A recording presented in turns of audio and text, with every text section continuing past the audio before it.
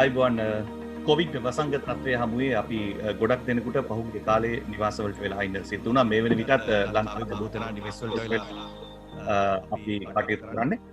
ඉතින් මේ වෙලාව තමයි මම හිතන්නේ හොඳම දේ ලංකාවට එන්නන්තර රටක වෙනුවෙන් යමක් කරන්න පුළුවන්කම තියෙනවා නම් මේ වෙලාවේ අපි මොම එකතු වෙලා මේ අපිට ඉඩ ලැබෙන වෙලාව කරන එක තමයි මම හිතන්නේ හොඳම දේ. ඉතින් මේ පිළිබඳව අපිට මොනවද කරන්න පුළුවන් කියන එක සාකච්ඡා කරන්න දෙවියන් මේක කොයි ආකාරයෙන්ද ඕනේ කියන එකත් සාකච්ඡා කරන්න අපි අද විද්වත් මණ්ඩලයකට ආරාධනා කරා අපි මේ කහුව වෙන්නට අපිගේ කහුව වෙනවා තොරතුරු තාක්ෂණ ආයතනයේ ආචාර්ය ප්‍රදීප් අබේගුණවර්ධන මහත්මයා අපේ මහාචාර්ය රංගික හල්වතුරු මහත්මයා කොමසාරි ශ්‍රී ලංකා නව නිපැයුම්කරුවන්ගේ කොමිසමේ ඒ වගේම මංචු ගුණවර්ධන මහත්මයා අපිත් එක්ක කහුව වෙනවා මම හිතන්නේ ශ්‍රී ලංකාවේ නව නිපැයුම් රැසකට හිමිකම් කියන කෙනෙක් සම්මානලාභී නව නිපැයුම් කරුවෙක්.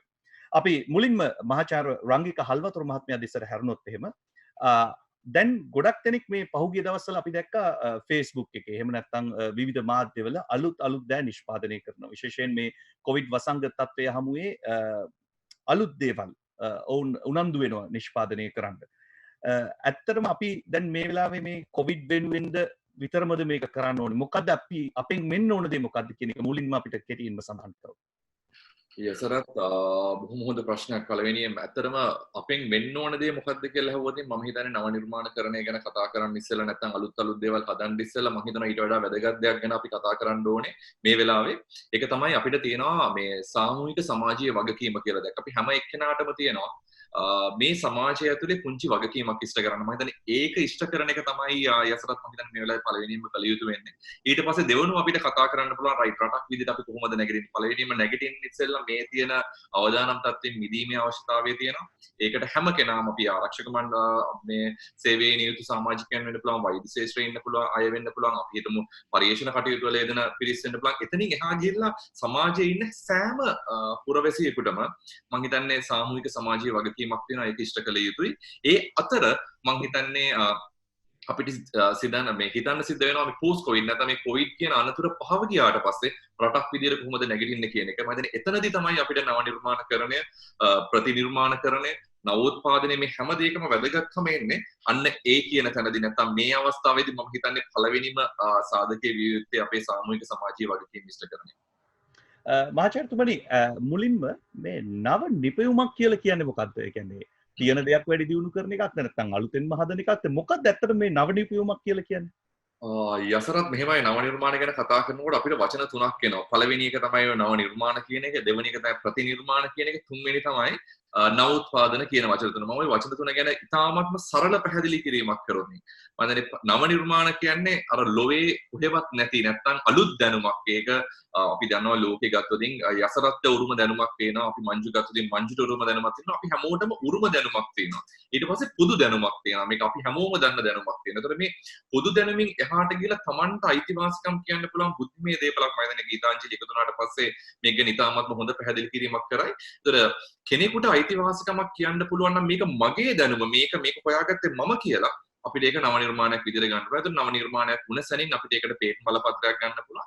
ඒතර ඒක එක පැත්තක්. ඊට පස්සේ ප්‍රතිනිර්මාණය කියලා කියන්නේ යසරත් ඇත්තටම තව කොහේ හරි තියෙන තැනක දෙයක් අපි නැවත නිර්මාණය කිරීම. ඒකෙත් වැදගත්කමක් නේ අපි අර සරල භාෂාවෙන් කොපි කරනවා කියලා. ඒතර කෙනෙක් කොපි කරලා ඒක භාවිතා කිරීම ප්‍රතිනිර්මාණයේ විදිහට සරලව තේරුම් කරලා දෙන්න පුළුවන්.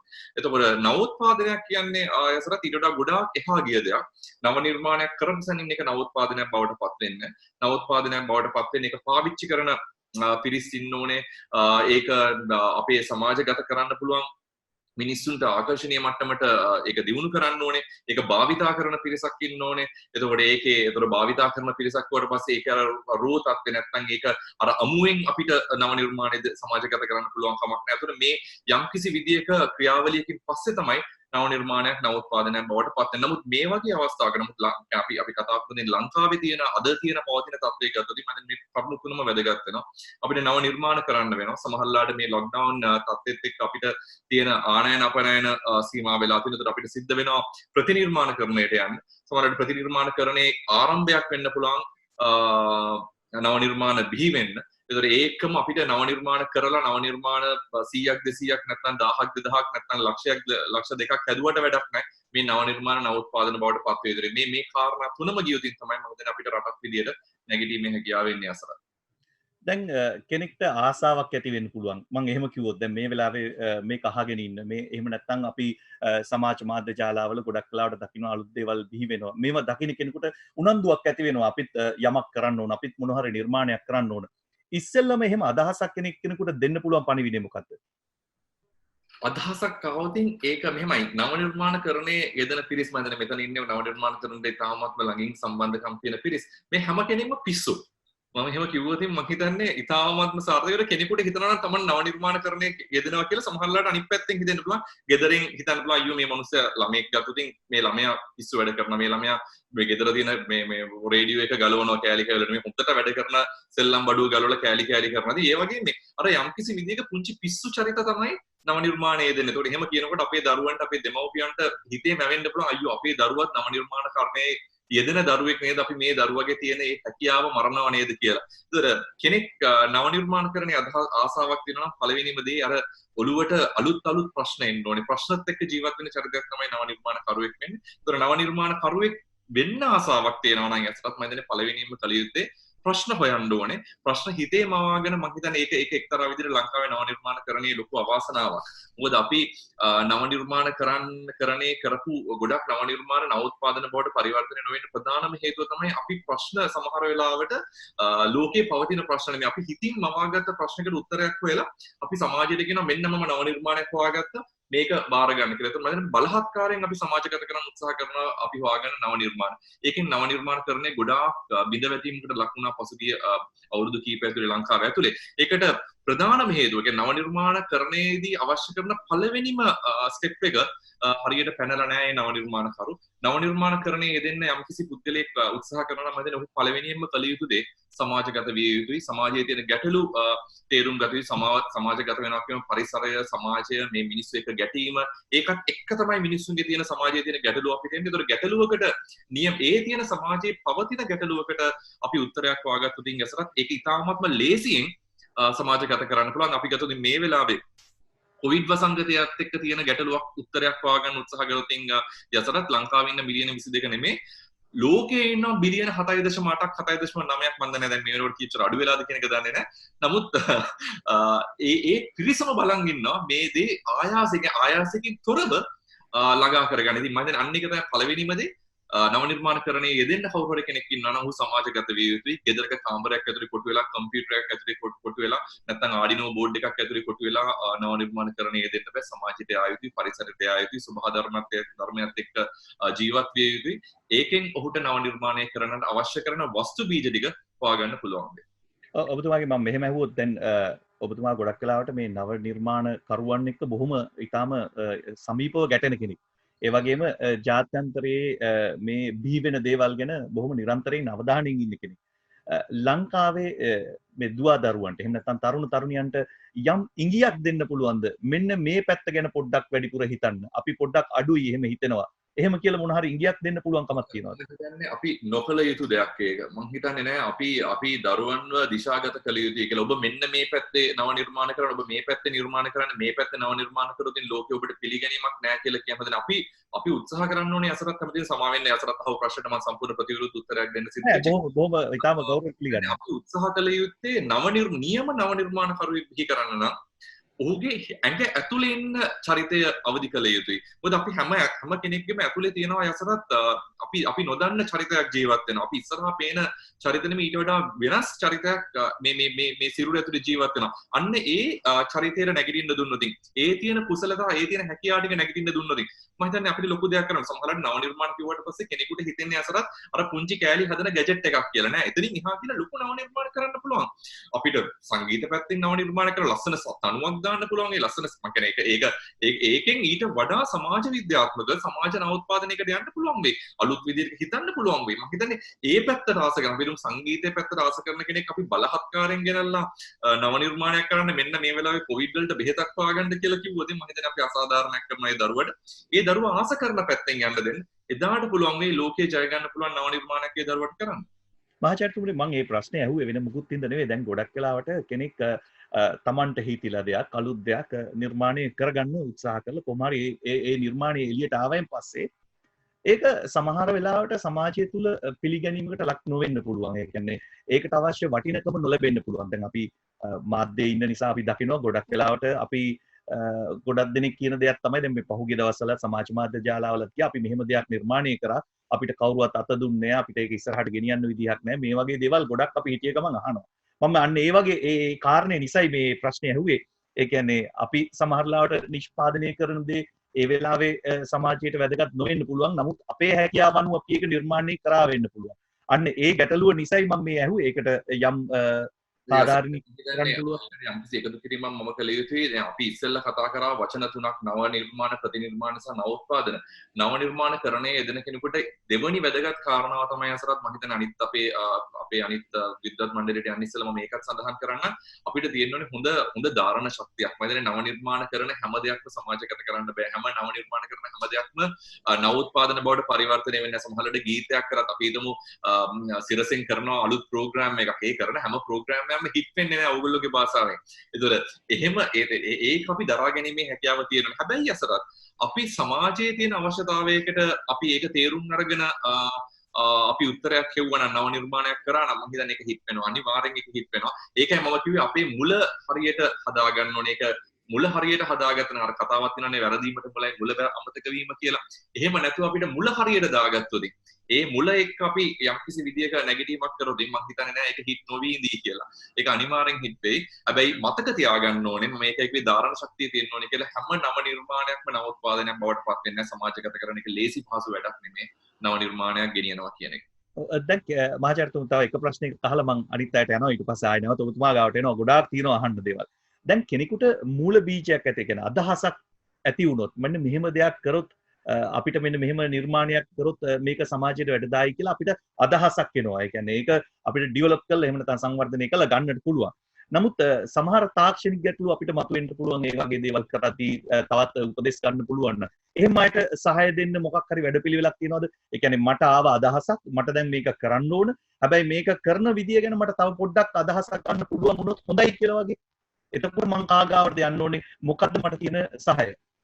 යසරත් එහෙම අවශ්‍යතාවයක් තියෙනවා නම් මම හිතන්නේ එයාට ලේසියෙන්ම යන්න පුළුවන් තැන තමයි නවනිපැම් කරුවන්ගේ කොමිසම. හැබැයි යසරත් එතනට ඉස්සෙල්ලා මම හිතන්නේ අපි එක දෙයක් निराකරණය කර යුතුයි. අපි හිතමු යසරත් එනවා අලුත් අදහසක්. අපි හිතමු යසරත්ට හිතෙනවා මේ ෆෝන් එක හදන්න. ඒතර යසරත් පළවෙනියෙන්ම කරන්න ඕනේ මේ ෆෝන් එක හදන්න අවශ්‍ය කරන තාක්ෂණික ඥානය වාගෙන යන එක නෙමෙයි. යසරත් ආපු සිතවිල්ලත් එක්ක ඒක නිර්මාණය කරන එක නෙමෙයි.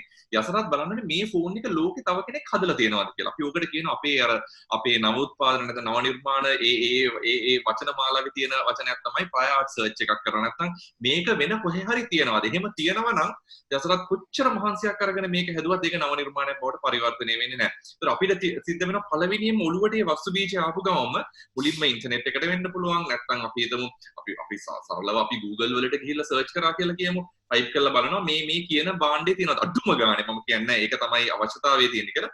ඕක අපිට ඊට වඩා ප්‍රයෝරිටි එන්ජින්ස් තියෙනවා. අපි හිතමු WIPO World Intellectual Property මේ ඔෆිස් එකට යන්න පුළුවන්. නැත්නම් අපේ ජාතික බුද්ධිමය දේපල කාර්යාලයේ තියෙන ඩේටාබේසස් වලට යන්න පුළුවන්. ජාතික විද්‍යා පදනමේ තියෙන එතනින් ගිහිල්ලා යන්න පුළුවන්. නැත්නම් ශ්‍රී ලංකා මේ නවනිපැම් කරන්නේ කොමිසම ඇතුළට ඇවිල්ලා ඒක කරන්න පුළුවන්. ඒක ඇතුළට ගිහිල්ලා ඒක ගැන ඉතාමත් මේ අර අපි කියන ඇතුළේ ඉන්ඩෙප්ත් ඇනලිසිස් එකක් කරන්න පුළුවන් වෙයි. නමුත් ඊට ඉස්සෙල්ලා මම හිතනවා වස්තු බීජයක් ආපු සැනින් අපි කළ යුතු පළවෙනිම දේ තමයි ඒක ගැන ප්‍රයෝග සර්ච් එකක් කරලා බලන්න සිද්ධ වෙනවා. මේක ඇත්තටම ලෝකේ තියෙන දෙයක්ද නැද්ද? තියෙන දෙයක් නම් ඒ ලද තැන ඒක ලොක් කරලා දාලා අපි අලුත් අදහසකට යා යුතුයි. එහෙම නැතුව නැත්නම් ඒකත් එක්තරා විදිහක අපේ නව නිර්මාණකරණයේ ඉන්න දරුවෝ විශේෂයෙන් දරුවෝ මානසිකව කඩාගෙන වැටෙන හේතුවක් වෙනවා. මොකද අපි දැකලා තියෙනවා ගොඩාක් වෙලාවට ගම්බද දක්ෂ දරුවෝ ඉන්නවා. නමුත් අවාසනාවකට වුන් හදලා එන නව නිර්මාණය සමහරලාට වෙන ලෝකෙ නෙමෙයි වෙන රටක නෙමෙයි ලංකාවෙම තවත් පාසලක දරුවෙක් නිර්මාණය කළා. එතකොට යම්කිසි විදිහක තරගයකට ගෙනාවට පස්සේ අර දරුවා ඉතාමත් මසරණ වෙන දරුවා තනියෙන් හිතලා ඒ නිර්මාණය කරන්නේ. නමුත් ඒ නිර්මාණය තව තැනක හදලා තියෙනවා. ඉතින් මම හිතන්නේ ඒක තමයි පළවෙනියෙන්ම කළ යුතු දේ. ඒතර දෙමව්පියෝ විදිහට ගුරුවරු විදිහට මම හිතන්නේ අපි පළවෙනියෙන්ම දරුවෙකුට එහෙම අදහසක් ආව නම් අපි පළවෙනියෙන්ම කරන්න ඕනේ ඒක මේ කියන අර පොදු දැනුම ඇතුලේ නැත්නම් තව කෙනෙකුට අයිති දැනුමක් ඇතුලේ ඒක තියෙනවද කියන එක හොයලා බලන එක. මහාචාර්යතුමනි දැන් අපි ඔය නව නිර්මාණ කියලා ගත්තම අපි ගොඩක් කලාට මේ උපකරණ ඒ වගේම යම් දෘඩාංග කියන හાર્ඩ් අපිට පේන්න තියෙන දේවල් ගොඩක් වෙලාවට අපි දකින්නේ. ඒ කියන්නේ අපි පුරුදු වෙලා ඉන්නේ මේ විදිහට. දැන් අනිත් පැත්තෙන් ගත්තොත් ඒක මෘදුකාංග පැත්තෙන් යම් නැඹුරුවක් තියනවද අලුත් නිර්මාණ මේ පරිගණක ආශ්‍රිතව කරන නිර්මාණ පිළිබඳව යම් නැඹුරුවක් ශ්‍රී ලංකාව තුළ තියනවද? පැහැදිලිවම තියෙනවා. ඒක කියන්නේ ඒකයි මම කිව්වේ නව නිර්මාණ කරන එකම අර ගැජට් එකක් හදනවා කියන සංකල්පයෙන් අපි එළියට යා යුතුයි. නමුත් එකම දේ මේ යසරත් අපි හොම කතා කරනකොට මේ අපි ගොඩාක් තාක්ෂණයත් එක්ක ගැන කතා කරන්නේ. අපේ දරුවෝ අපි software development එකක් වෙන්න පුළුවන්. නැත්නම් අපි හිතමු robotic development එකක් වෙන්න පුළුවන්. ඒක ගැන කතා කරන එක ඒක ගැන කතා කරද්දි මම හිතන්නේ අපි තාක්ෂණයේ අතකොළු නොවිය යුතුයි. අන්න එක ඉතාමත්ම වැදගත් දෙයක්. තාක්ෂණය භාවිතා කිරීම තමයි කියන්නේ ඒක තමයි හරි වචනේ. තාක්ෂණය අවභාවිතා කිරීමටත් වඩා තාක්ෂණය අතකොළු වෙනවා අපි දැකලා දෙන සමහරලාට Arduino board එකෙන් එළියට ගිහිල්ලා අපේ දරුවෙකුට අලුත් නිර්මාණයක් කරන්න හිත වැඩ කරන්නේ නැති වෙන්න පුළුවන්. අර නිදහස් නිම්හල් චින්තනයකින් නෙමෙයි අපේ දරුවා ඉන්නේ. ඒතකොට ඒ තාක්ෂණය වහලු වෙන්නේ නැතුව තාක්ෂණය අතකොළු වෙන්නේ නැතුව තාක්ෂණය නියම විදිහට භාවිතා කරලා යනවා නම් මම හිතන්නේ මේ software එකක් නෙමෙයි මෘදුකාංගයක් නෙමෙයි මොන දේ කරත් මම මේක ඉස්සෙල්ලා කිව්වේ ඒක නව නිර්මාණයක් විදිහට හිට කරන්න පුළුවන් වෙයි. හොඳයි බොහොම ස්තුතියි මහාචාර්ය රංගී කහලතුරු මහත්මයන්. මම අපි ආචාර්ය ප්‍රදීප් අබේගුණවර්ධන මහත්තයාට යොමු වෙන පිවිසීමක් හැටියට මට මේ ප්‍රශ්නේ අහන්න ඕනකම තිබුණේ. ආචාර්යතුමනි දැන් මෘදුකාංග සම්බන්ධයෙන් අපි කතා කරමින් සිටියේ මේ අපි කොහොමද මේ නව නිපැයුමක් හැටියට මෘදුකාංගයක් එහෙම නැත්නම් පරිගණකීය පැත්තෙන් කොහොමද නිර්මාණයක් බිහි කරගන්නේ? අපි ඒ පැත්තට ශ්‍රී ලංකාවේ තරුණ තුළ නැඹුරුවක් තියෙනවද කියලා දැනගන්න. මොකක්ද ඔබතුමාගේ අත්දැකීම් මේ සම්බන්ධයෙන්? ඔව් ඇත්තටම මෘදුකාංග සම්බන්ධයෙන් ගත්තොත් අපේ හොඳ නැඹුරුවක් තියෙනවා. විශේෂයෙන් අපිට දැන් ලංකාවේ ගත්තොත් ගොඩාක් සෑහෙන ඒරියා එකක් තියෙනවා ප්‍රදේශ අපි සරලව කිව්වොත් ගොඩාක් අවශ්‍යතාවයල් තියෙනවා. අපිට ප්‍රධාන වශයෙන් තියෙන්නේ අපේ තරුණ තරුණියන් හුඟක් ඒවට උත්සාහ කරනවා. ඒ අවශ්‍යතාව හරියට අඳුරගෙන ඒකට තමන්ගේ නිර්මාණය කිරීමේ පහුගිය කාලේ ප්‍රකාරව ගත්තොත් අපිට හුඟක් අත්දැකීම් තියෙනවා. අපි ගත්තොත් ලෝකේ හුඟක් software නිර්මාණ ලංකාව අය කරලා තියෙනවා. දැන් අපේ ප්‍රධාන ප්‍රශ්නේ තියෙන්නේ අර දැන් අපිට මේ ගීතාංජලි මහත්මියත් ඉන්නවා. හුඟක් දුරට අපේ අර මහාචාර්ය රංගීක කියපු විදිහට ඒ දරුවන්ට තේරෙන්නේ නැහැ. අපිට තියෙන ප්‍රශ්නේ තමයි කොහොමද අර ඊළඟ ලෙවල් එකට අරන් යන්නේ කියලා. ඊළඟ ස්ටේජ් එකට අරන් යන්නේ කියලා. අපි ගත්තොත් දැන් වර්තමානයේ ගත්තොත් අලුත් ට්‍රෙන්ඩ් එහෙම නැත්නම් අලුතෙන් පිබිදෙන ටෙක්නොලොජිස් වශයෙන් ගත්තොත් හුඟක් දුරට ඔය අපි කියනවා ඉන්ටර්නෙට් ඔෆ් තින්ග්ස්. ඒ කියන්නේ අන්තර්ජාලය හරහා මේ උපාංග පරිපාලනය ඉන්ෆර්මේෂන් ලබා ගැනීම සහ ඒ වගේ කටයුතු කරන ඒවා. ඒ වගේම ගොඩාක් අපි දැන් කරනවා දැන් අපි මෙතන කතා කරන එක ලොකු ඩේටා එකක් විදිහට සේව් වෙනවා වගේ කම්පියුටරේ. ඒතකොට ඒ වගේ ගොඩාක් ඩේටා කොහොමද ප්‍රොසෙස් කරන්නේ? දැන් අපි ඉස්පිරිතාලයකට එහෙම නැත්නම් රෝහලකට ගියොත් හුඟක් තියෙනවා ඒගොල්ලන්ගේ ඔයගොල්ලෝ දැකලා ඇති ෆයිල්ස් ගොඩාක් තියෙනවා. ඒවයි තියෙන ඉන්ෆර්මේෂන් අපිට සෑහෙන වැදගත්. සමහරලා පහුගිය කාලවල කොහොමද මේ වගේ ව්‍යසනයන් පාලනය කරලා තියෙන්නේ. ඒ වගේ ඒවා දැන් තියෙනවා රෙකෝඩ් වශයෙන්. නමුත් ඒවා අරගෙන අපිට පාවිච්චි කරන උපාංග මෘදුකාංග වල අඩුවක් තියෙන බව මට තේරෙනවා. නමුත් අපි මේන්ලි හුඟක් අය, ඒ කියන්නේ ප්‍රධාන වශයෙන් අපි හුඟක් තරුණ තරුණියෝ යන්නේ ජනප්‍රිය මාතෘකා ඔස්සේ. බොහෝ දුරට දැන් අද දින වර්තමානයේ ජනප්‍රිය එකක් තමයි අපේ ඔන්ලයින් shopping එහෙම නැත්නම් අන්තර්ජාලය හරහා කරන වෙළඳ ව්‍යාපාර. නමුත් ඒකෙත් අපි දැක්ක කොවිඩ් වසංගත වෙලේ හුඟක් ජනප්‍රිය ආයතන ඒගොල්ලන්ට අපහසු වුණා. ඒ තුලින් හරියට ඒ කියන්නේ efficient ඒ කියන්නේ කාර්යක්ෂම සේවාවක් දෙන්න අපහසු වුණා. එතන ඇත්තටම අපි අර එතනත් කරන්න තියෙන්නේ තවදුරටත් ඒ තියෙන ප්‍රශ්න ගැන ඒ තරුණ තරුණයන්ට අවබෝධ කරලා ඒ ප්‍රශ්න වලට ඇත්තටම ගත්තොත් අපි කොච්චර කමිට්මන්ට් එකක් ඒක ඇතුළේ කොච්චර දුරට ඉන්වෝල්ව් වෙලා තියෙනවද කියන එක තාම අඩු බවක් තියෙනවා. තමන්ගේ ටෙක්නොලොජි ඒ කියන්නේ මෘදුකා සොෆ්ට්වෙයාර් හෝ අනිත් හાર્ඩ්වෙයාර් හෝ ඒවන් දැනුම තිබුණාට අර සමාජයත් එක්ක අනුගත වෙලා සමාජයට බැහැලා අර තියෙන ප්‍රශ්නය ඇතුළටම කිදා බැහැලා අධ්‍යයනය කරලා ඒකට සොලියුෂන් දීමේ අඩුවක් ලංකාවේ තියෙනවා. මං හිතන්නේ ඔව් අපි ඒ අනිත් පැත්තෙන් ගත්තොත් එහෙම දැන් තරුණ තරුණියන්ගේ නැඹුරුව කොහොමද මේ මෘදුකාංග පැත්තට ශ්‍රී ලංකාවේ අනිත් රටවල් එක්ක බලනකොට? ඇත්තම ගොඩක් හොඳයි උදාහරණයක් වශයෙන් ගත්තොත් දැන් අපි පහුගිය අවුරුදු දෙක තුළ ඇතුළත දැන් අපේ ආයතනයෙන් සාමාන්‍යයෙන් IT ඒ කියන්නේ ඉන්ෆර්මේෂන් ටෙක්නොලොජි උපාධිධාරීන් 800ක් 17 අතර ප්‍රමාණයක් අවුරුද්දට යනවා ග්‍රැජුවේට් උපාධිධාරීන් බවට පත් වෙනවා ඒකෙන් දැන් අලුත් ඇඹරුවම හුඟක් අය තමන්ගේම ව්‍යාපාර කරගෙන ඒ කියන්නේ අපි කියන ස්ටාර්ට්අප්ස් කියලා තමන්ගේම ව්‍යාපාරයක් පොඩියට පටන් අරන් ඒ තුලින් ගොඩාක් එක එක ඒරියාස් වලට නිර්මාණ ඒ කියන්නේ අලුත් software කරන්න ඒ කියන්නේ මෘදුකාංග නිර්මාණ කිරීමේ network ගොඩක් ඉහළයි. ඇත්තටම දැන් හුඟක් දුරට ගත්තොත් පහුගිය කාලේ ආපු ප්‍රධාන companies ගත්තොත් අපි ඇරිමැක් වගේ ඒවා. ඒ වගේ පොඩි තරුණ පිරිස් තමයි පටන් අරගෙන දැන් මම හිතන්නේ ඔයගොල්ලොත් අසරත් එහෙමත් වැඩ කරලා ඇති ඒගොල්ලොත් එක ගොඩාක් ලංකාවේම ප්‍රධාන ව්‍යාපාරයක් බවට පත් වෙලා ඉතාම තරුණ මහත්මයෙක් පටන් ගත්තේ. ඒ වගේ ගොඩක් ඒවා තියෙනවා. දැන් ඇත්තටම හුඟක් හොයලා බැලුවොත් 4 දෙනා 5 දෙනා සහ ඒ වගේ පොඩි කණ්ඩායම් එකතු වෙලා කරන නිර්මාණ කිරීමට උත්සාහ දරන කණ්ඩායම් ගොඩක් අද සමාජයේ ඉන්නවා. හොඳයි බොහොම ස්තුතියි ආචාර්ය ප්‍රදීප් අපේකුණවර්ධන මහත්මයා මම හිතන්නේ අපි දැන් ඊළඟට යමු වෙන්න ඕන බුද්ධිමය දේපල අධ්‍යක්ෂ ජෙනරාල් ගීතාංජලි රණවක මහත්මියට අපි කතා කරන්න බලාපොරොත්තු වෙන්නේ දැන් ගොඩක් වෙලාවට දැන් සමාජ මාධ්‍ය කියන එක මේ දවස්වල බොහොම ජනප්‍රියයි. ගොඩක් දෙනෙක් මම හිතන්නේ රූපවාහිනී ගුවන් විදුලියත් එක්ක වගේම සමාජ මාධ්‍යයත් එක්ක ඉන්නවා. අපි දකිනවා මේ සමාජ මාධ්‍ය තුල අලුත් නිර්මාණ බිහි වෙන අය ඉක්මනින්ම මේ සමාජ මාධ්‍යයට ඇතුල් කරනවා. මම හිතන්නේ මේ පිළිබඳව අපි මහාචාර්ය රංගික හල්වතුරු මහත්මයාත් සමග සාකච්ඡා කරා දෙයක් නිර්මාණය කළා එළියට දාන්න ඉස්සෙල්ලා අපි මොකද කරන්න ඕනේ කියන එක ගැන පිළිබඳව. ඉතින් මීට ඉස්සෙල්ලා අපි වට ගන්නාවකදී එතුමත් එක්ක පෞද්ගලිකවත් අපි සාකච්ඡා කරා. මොකද අපිට ආයතනයක් හැටියට මාධ්‍ය ආයතනයක් හැටියට නව නිපියුම් වැඩසටහනක් කරන්න ඉස්සෙල්ලා අපි කරන්න ඕන දේවල් ගැනත් එතුමත් එක්ක අපි ගොඩාක් දැනුවත් වුණා. මම අහන්නේ ගේ රණුක මහත්මියකින් බුද්ධිමය දේපල අධ්‍යක්ෂ ජෙනරාල් තුමියගෙන් දැන් මේ වගේ කෙනෙක් නොදැනුවත්ව තමන් හදපු නිර්මාණයක් සමාජ මාධ්‍යයට ගත කරයින් පස්සේ කෙනෙකුට පුළුවන්ද ඒක ආයි තමන්ගේ කියලා වෙන කෙනෙකුට නිර්මාණයක් කරගන්න? මොකද්ද අපි කරන්න ඕනේ ඇත්තටම මේ වගේ දෙයකදී තමන්ගේ නිර්මාණය ආරක්ෂා කරගන්නට? ඔව් දැන් එහෙම දෙයක් සිද්ධ වෙලා තියෙනවා නම් එතෙන්දී එයා පේටන්ට් බලපත්‍රයක් ලබා ගැනීම සඳහා අයදුම් පත්‍රයක් යොමු කළ නැත්නම් ඔහු අනාරක්ෂිතයි කියන එක පැහැදිලි. එතකොට ඉක්තා ඉක්මනින්ම පේටන්ට් බලපත්‍රයක් ලබා ගැනීම සඳහා අයදුම් පතක් යොමු කිරීම අපිට කරන්න අපි වෙත යොමු කරන එක කරන්නම ඕනේ. ඒ නිර්මාණකරු. එතකොට අපි ඒ අයදුම් පත්‍රය ලැබුණාම අපි බලනවා ආපස්සට ගිහිල්ලා මේ අදාළ කරන මේ නව නිර්මාණය අපේ ජාත්‍යන්තරව හෝ ලංකාව තුල හෝ ප්‍රසිද්ධ වෙලා තියෙනවද කොහේ හරි කියලා.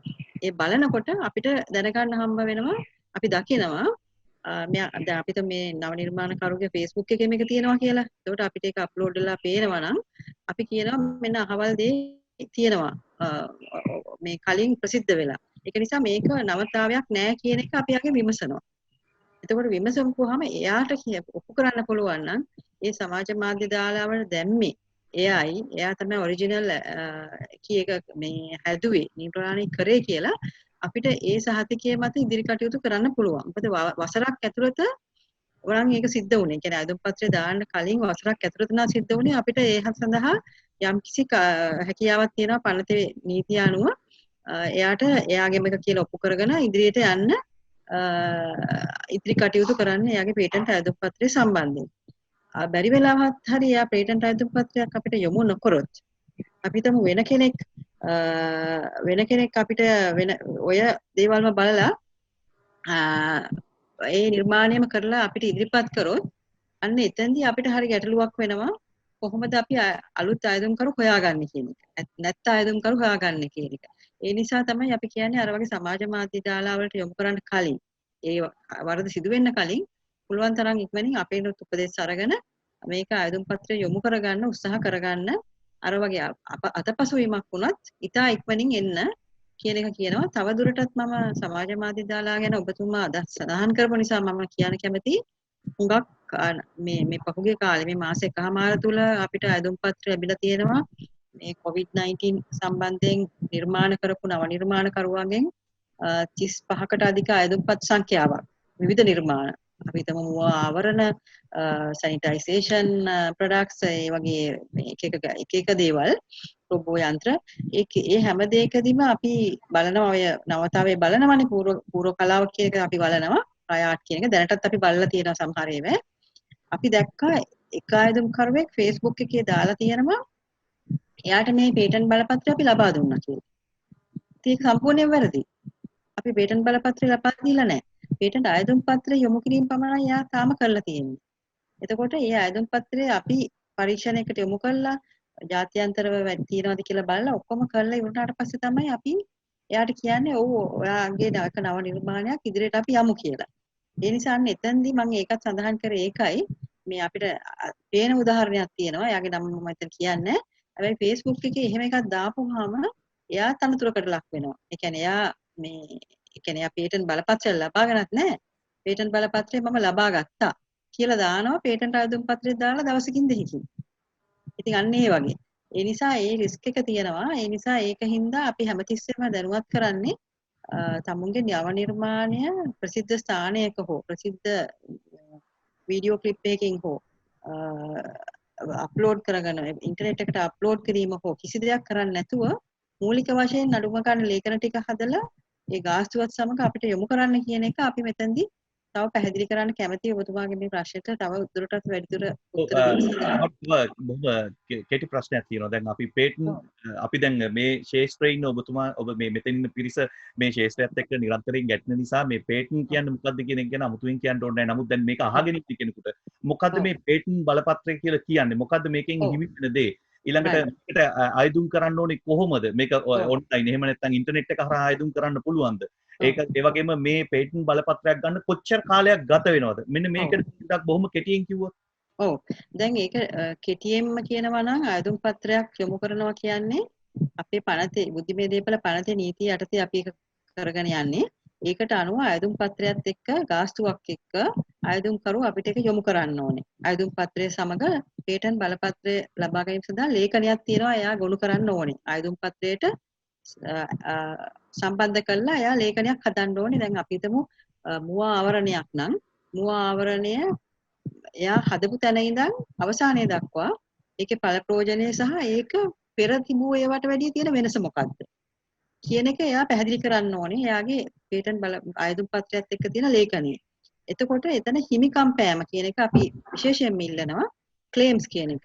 එතකොට මේ ක්ලේම්ස් කියන එකේදී එයා කියන්න ඕනේ මීට කලින් 100ක් විතර මුවාවරණ හදලා තිබ්බත් මගේ මේ මුවාවරණේ තියෙන්නේ මෙන්න මේ කොටසේ තාම අලුත් කොටසක් වැඩි දියුණු කිරීමක්. මේක තමයි මම ඉල්ලන කොටස. මුවාවරණ කියන එක මේ ලෝකේ තියෙනවා. හදලා. මෙන්න මේ කොටස විතරයි මම ඉල්ලන්නේ. මෙන්න මේ කොටසට මට පේටන්ට් බලපත්‍රය ලබා දෙන්න. අන්න ඒ කොටස යා ක්ලේම්ස් කියන එකේ හිමිකම් පෑම කියන එකේ පැහැදිලිව ලියන්න ඕනේ. සිංහලෙන් හෝ ඉංග්‍රීසියෙන් පැහැදිලිව. වාක්‍ය 5කින් එක ලියන්න පුළුවන් එයාට. හරි? ආයුධම් කරුට ලියන්න පුළුවන්. අනිත් ඒවා ඔක්කොම විස්තරාත්මක දේවල්. ඩිස්ක්‍රිප්ෂන් කියලා විස්තරයක් අපි ඉල්ලනවා. පින්තූර ඇඳලා ඕන දෙයක් දෙන්න පුළුවන්. අර හිමිකම් පෑමෙන් තමයි එයාගේ නව කොටස එයා ඉදිරිපත් කරන්නේ. ඊට පස්සේ අපි ඕක බලනවා පෙර මේ සම්බන්ධයෙන් මුවා ආවරණ යටතේ ඒ ක්ලාසිෆිකේෂන් එකට දාලා අපේ මේ පරිගණක සිස්ටම් එක යටතේ අපි බලනවා ලෝකයේ කොහෙද මේවා හදලා තියෙන්නේ කවුද හැදුවේ කොච්චර හදලා තියෙනවද අපිට ඕක හම්බ වෙයි 1000ක් විතර මම හිතනවා ලෝකේ බැලුවොත් හරි එතකොට අපි බලන්න ඕනේ මේ ලෝකේ ලංකාවේ මේ ආයුධම් කරු මේ මාස්ක් එකේ දාලා තියෙන යම් කොටසක් තියෙනවද අපිටම ඔහුටම නව නිර්මාණයක් කියලා යොමු කරලා අපිට පේටන්ට් බලපත්‍රයක් දෙන්න පුළුවන්. අන්න එතෙන්දී අපි ඒක බලලා ඉවරලා පේටන්ට් බලපත්‍රයක් දෙන්න පුළුවන්ද නැද්ද කියන එක යාට දන්නනවා.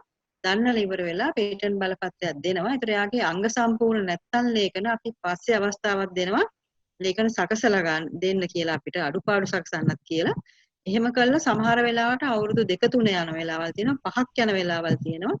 අවුරුද්දෙන් හමාරෙන් වගේ දෙන්නේ හුඟක් වෙලාවට ලේඛන අංග සම්පූර්ණව අපිට තියෙනවා නම් ඔන්න අපිට මට බලන්න පුළුවන්. ඒ සහතිකේ ඉතාමත් වටිනවා. අවුරුදු 20ක් සඳහා යාට තනි අයිතියක් ලැබෙනවා. එතකොට මේ පේටන්ට් බලපත්‍රය යාට ලෝකෙට ගෙනියන්නත් පුළුවන් වෙන්නේ අර යාට තනි අයිතියක් අවුරුදු 20කට අපි ලබා දෙන නිසා. හැබැයි එයාගේ කැමැත්තෙන් ඕනම කෙනෙකුට අවුරුදු 20ක් තුල යාට අයිතිය තිබ්බට පැවරීමක්, විකිණීමක්, license to use ඒ කියන්නේ අපි හිතමු එයාට අයිතිය තියාගෙන තව කෙනෙකුට පාවිච්චිය ඒ වගේ තියෙන බුද්ධිමය දේපල වල ක්‍රමවේදයක්. අන්න ඒ වගේ දෙයක් වුණත් කිරීමේ හැකියාව තියෙනවා. හැබැයි මුල් වශයෙන්ම අර පේටන්ට් බලපත්‍රය ලබා දීමෙන් ඔහු නව නිර්මාණකරුවෙක් ඔහු මේ නව නිපැයුම කරා කියලා මුළු ලෝකෙටම දැනගැනීමේ හැකියාව ඒ ලේඛනයේ යාට ලැබෙනවා. අන්න ඒකයි මේ පේටන්ට් බලපත්‍රය ලබා ගැනීමේ වටිනාකම. ඒක නැතුව එහෙ මෙහෙ ප්‍රසිද්ධ කරලා ප්‍රචාරය කරලා ඒක අවුල් කරගන්න නැතුව පේටන්ට් අයදුම්පතක් යොමු කිරීම තමයි ඉතාමත්ම හොඳ. අපි ඒකට සැදී පැහැදින මේ කාලේ මම හිතන්නේ පොඩ්ඩක් දීර්ඝ වුණා මම කතාවේ උනාට මට කියන්න ඕනේ මේ කාලය තුල අපි අපේ කාර්යාලය සම්පූර්ණයෙන්ම වහලා තියෙන්නේ අපිට යන්න බෑ. ඒකට අපි ගෙදර ඉඳන් ආයුධම් පත්‍ර ලබා ගැනීමේ ක්‍රමවේදයක් සැකසුවා. ඒ කියන්නේ අපි අපේ ඊමේල් එකට අපි මුදල් සමග මේ ආයුධම් පත්‍ර ඉදිරිපත් කිරීම සඳහා අපි අපේ වෙබ්සයිට් එකේ අපි විස්තර දාලා තියෙනවා. ඉතින් නීතිඥ සමාගම් ඔය තනි ආයුධම් කරුවන් සියලු දෙනාම දැන් ආයුධම් පත්‍ර අපිට යොමු කරනවා. ඉතින් ඒ අනුව තමයි මම 30 ගාණක් අපිට ලැබිලා තියෙනවා මේ වෙලාවේ. ඒ ලේඛන අපි දැන් මේ වෙනකොට බලාගෙන යනවා. හුඟක් රටවල් වල මේ දවස්වල වහලා තියෙද්දි අපි යම් දේවල් ගෙදර ඉඳලා නිලධාරීන් එක්ක අපි කරගෙන යනවා. ඉතින් ඒක ටිකක් සාර්ථකයි කියන එක අපිට සතුටින් කියන්නත් පුළුවන්. බොහොම ස්තුතියි පැහැදිලි කිරීමට. අපිට තව එක කාරණයක් සාමාන්‍යයෙන් මේ සියලු ලිපි ලේඛන හරිනම් නිවැරදිව ඉදිරිපත් කරලා තියෙනවා නම් පේටන්ට් බලපත්‍රයක් ගන්න කොපමණ කාලයක් ගත වෙනවද? අපිට වසරක් වගේ වෙනකොට දෙන්න පුළුවන්. මොකද අපි සමහර පේටන්ට් අයදුම්පත් තියෙනවා ඉතාමත් සාර්ථකව විශ්වවිද්‍යාල වලින් එහෙම ආපු ඒවා ඉතාමත් සාර්ථකව ලේඛන අපිට යොමු කරපුවා තියෙනවා. එහෙම ඒවා ඉතින් අපි එතුමා ඒ නිර්මාණකරුවෝ අපිට විශේෂයෙන් කියනවා. මේක අපිට ඉක්මනින් ලබා දෙන්න කියලා සමහරවිට ඉල්ලන්න කියලා අපි කියනවා. මොකද අපිට අනිත් අය පොලිමේ ඉන්නකොට කෙනෙකුට විශේෂයක් කරලා දෙන්නත් අමාරුයි. හැබැයි අපි ලේඛන සම්පූර්ණ නම් සහ ඒක රටට වැඩදායී සහ ඉක්මනට මොනවා හරි ප්‍රයෝජනයක් ගන්න පුළුවන් දෙයක් නම් අපි අපේ අර මේ පොරොත්තු ලේඛනේ ඉන්න කට්ටියට ඉදිරියට කරලා ඒක පොඩි අසාධාරණයක් සිද්ධ වුණත් අපි ඒක කරලා දෙනවා. විශේෂයෙන්ම ලාංකික ආයුධම් කරුවන්ට අපි එහෙම කරලා දීලා තියෙනවා. ඒක කිසිම අපිට බලපෑමක් කාගෙන්වත් වෙලාත් නැහැ එහෙම කරයි කියලා. ඉතින් අවුරුද්දකුත් මාස දෙකක් වගේ ඇතුළත සහතිකය දෙන්න පුළුවන්. ඒකට හේතුව තමයි ප්‍රායෝගිකව ආයුධම් පත්‍රය ලැබිලා මාස 6ක් විතර යනකොට තමයි අපිට ඇත්තටම ඉක්මන් කරන්න කියලා කිව්වත් ඔහුට මේ මොකද ලේඛන ඔක්කොම සම්පූර්ණ කරලා ලියුම යන්නේ. ඊට පස්සේ අපි ඔය ගැසට් පත්‍රය පළ කරන්න ඕන. රජයේ ගැසට් පත්‍රය. රජයේ ගැසට් පත්‍රය පළ කරලා මාස 3ක් තියන්න ඕනේ. ප්‍රායෝගිකව අපේ නීති පොතේ තියෙන දෙයක් මම මේ කියන්නේ. එතකොට ඒක තිබ්බේ නැත්නම් ඒක නීති විරෝධී වෙනවා. ඒ බලපත්‍රයේ නීති විරෝධී වෙනවා අපි දුන්නත්. ඒක නිසා මාස 3ක් ගැසට් පත්‍රයේ තියෙනකොට අපි හිතමු ජාත්‍යන්තර කෙනෙක් මේක දකිනවා කියලා. අයිද මේ පේටන්ට් බලපත්‍ර ලබාගත්තු කෙනෙක් හරි ලංකාවේ කෙනෙක් හරි මේක ගැසට් පත්‍රයේ දැක්කොත් එයාලට පුළුවන් ඒ ආයුධම් පත්‍රයට විරුද්ධව විරෝධතාවයක් ගොනු කරන්න. ඒ සඳහා අපේ කාර්යාලය විවෘත නැහැ. මොකද අපිට ඒ සඳහා කැපැසිටි එක නැහැ. ඒ වගේ විරෝධතාවයක් මේ කාර්යාලය තුල පරීක්ෂාව කරන්න. ඒ සඳහා අපි අධිකරණයට තමයි මේ සම්බන්ධතාවය දීලා තියෙන්නේ. ඒ කියන්නේ අධිකරණයට යා යොමු කරන්න ඕනේ. මේ අහවල් පේටන්ට් බලපත්‍රය ලබා දෙන්න එපා. මේක මගේ. මේක මෙයා මේ මොකද කියන්නේ ඒකට මේ මගෙන් සොරකම් කරා හරි මොනවා හරි කියලා යාට හේතු දක්වලා අධිකරණයට යොමු කරන්න පුළුවන් පැමිණිල්ලක්. ඒ පැමිණිල්ලෙන් පස්සේ එතන අධිකරණ කටයුත්තක් යනවා. අපිට මේ සාක්ෂි දෙන්න සිද්ධ වෙනවා එතනදී. අපි පාර්ශ්වයක් වෙනවා. බුද්ධිමය දේපල අධ්‍යක්ෂණවල. ඒ වගේ එතනදී මේ මාස 3 යනකම් කවුරු හරි විරෝධතාවයක් ගොනු නොකරොත් අපි යාට ලබා දෙනවා මේ මාස 3න් පස්සේ. ඉතින් අපිට හුඟක් වෙලාවට වෙලා තියෙන්නේ ලංකාවේ ආයුධම් කරුවන්ට විරුද්ධව අපි දන්න තරමට ලොකු විරෝධයක් මේක කල්ලන් ඇවිල්ලා නැහැ. මේ කොවිඩ් තත්ත්වයට එක්ක මේ අලුතෙන් නිර්මාණ ගොඩාක් බිහි වුණා. දැන් මේව ඇවිල්ලා සමාජයේ මේ වෙනකොට වර්තමාන අවශ්‍යතාවය අනුව නිෂ්පාදනය වෙච්ච ඒවා. දැන් ඔබතුමිය විදියට අවුරුද්දක් යනවා නම් අපිට පේටන්ට් බලපත්‍රයක් ගන්න මේ වගේ හදිසි අවස්ථාවකදී අර ඔබතුමිය මම හිතන්නේ මේක ඉස්සෙල්ලා සඳහන් කරා. මම විශේෂයෙන් අහන්නේ මේ වගේ හදිසි අවස්ථාවකදී නිර්මාණය කරන ලද ඒ වගේ නව නිපුම් වලට කඩිනම්මින් යම් පේටන්ට් බලපත්‍රයක් ලබා ගැනීම හැකියාව තියෙනවද? ඔව් දැන් මේ කාලේ දාපු ඒවායින් අපි පරීක්ෂණ අපි පවත්වනවා. අපි මේ දවස්වල ගෙදර ඉඳගෙන කරනවා. ඊට පස්සේ ඔෆිස් එක අරපු ගමන් ලංකාවේ අපේ ඩේටාබේස් එක බලලා ඊටු ටිකක් අපි කරන්න බලාපොරොත්තු වෙනවා. විශේෂයෙන්ම මේ COVID-19 සම්බන්ධයෙන් දාපු නිර්මාණ සම්බන්ධයෙන්. හොඳම ලේඛන ටිකක් තියෙන හොඳම නව නිර්මාණ ටිකක් අලුත් කියලා ගන්න පුළුවන් ටිකක් අපි අනිවාර්යයෙන්ම ඉදිරියට ගෙනියනවා ඉතා ඉක්මනින්ම. අනිත් ඒවට කලින් ඉදිරියට දාලා මේ කාලය තුලට අවශ්‍යතාවය නිසා. එකම දේ අර අපේ නීතියේ තියෙන මාස 3 කියන එක අනිවාර්යයෙන්ම අපි ෆලෝ කරන්න ඕනේ. හැබැයි මේ පේටන්ට් බලපත්‍රය අතේ නොතිබ්බත් අපි හිතමු යම් තාක් දුරකට හොඳ නව නිර්මාණ කියලා මේ ලංකාව තුළ භාවිතා කරන්න පුළුවන් ජාත්‍යන්තරයට ගෙනියන්න පුළුවන්. එයා පේටන්ට් බලපත්‍රයට අයදුම් පත්‍රය යොමු කරලා තියෙන හින්දා අපිට තව එයාට ඕන ලියුමක් දෙන්නත් පුළුවන්. අරක ඉතුරු කොටස යනකම් මේක හොඳ මේ එකක් හොඳ නවනිපෑමක් කියලා අපි පරීක්ෂණයෙන් වාර්තාවෙන් ආවොත් తాවකාලිකව හරි අපිට ලියුමක් දෙන්න පුළුවන් මේ ගැසට් පත්‍රයට යොමු කරනකම් පූර්වතා ලිපියක් අපිට දෙන්න පුළුවන්. එතකොට ජාත්‍යන්තරයට ගෙනියනවා කිසි ගැටලුවක් ලංකාව තුල පාවිච්චි කරන්න ඔය කිසි දෙයක් ඕනේ ලංකාව තුල පේටන්ට් අයතුම් පත්‍රය දාලා අපෙන් ආවොත් වාර්තාව මේක ඉදිරියට යන්න පුළුවන් කියලා ගැටලුවක් නැතුව එයාට වාණිජකරණය සඳහා යොමු වෙන්න පුළුවන් ඕනම සමාගමක් මුදල් වැය කරන්න ලෑස්ති වෙයි අපේ ඒ ග්‍රීන් ලයිට් එක ඇවිල්ලා තියෙනවා කියලා පෙනුනොත්. ආද්‍යයට ඉදිරිපත් කළාට ගැටලුවක් නැහැ. දැම්මට ප්‍රශ්නයක් නැහැ. මොකද එයා ඒ නමින් අපිට අයදුම් පත්‍රය දාලා තියෙන්නේ. එකම දේ අපි ඒ තොරතුරු කිසිම කෙනෙකුට විවෘත කරන්නේ නැහැ පේටන්ට් බලපත්‍රයේ එයාට දෙනකම්. අපි හිතමු දැන් අපි අපේ කාර්යාලයේ අපේ තුල ඉන්න නිලධාරීන්ට යම් අයදුම් පත්‍රයක් ආවම ඒකත් දෙන්න එක්කෙන ලේඛන සියල්ලම රහස්‍ය ලේඛන හැටියට අපි පවත්වා ගන්න ඕනේ. ඒ රහස්‍ය ලේඛන ගැන ලෙස අපි පවත්වා ගත්තේ නැත්නම් අපි අපේ නිලධාරියෙකුට රස්සාව රැකියාව අහිමි වෙන තත්ත්වයක් වුණත් වෙන්න පුළුවන්. මොකද රහස්‍යතාවය කියන එක ඉතාමත් වැදගත් අපේ කාර්යාලය තුල. පේටන්ට් බලපත්‍ර කාර්යාලය තුල. ඒක නිසා ඒ ලේඛන රහස්‍යභාවය රැකගෙන පේටන්ට් බලපත්‍රය දෙනකම් කිසි කෙනෙකුට අපි දෙන්නේ නැහැ. එයාට පුළුවන් ඒ යම් දැන් අපි හිතමු දැන් මේ ඊයේ පෙරේද මට පෞද්ගලිකවම කෝල් එකක් දීලා කෙනෙක් කිව්වා එයා නිර්මාණය කරපු දේ වීඩියෝ ක්ලිප් එකකින් එයා කාට හරි දුන්නා කියලා බලන්න.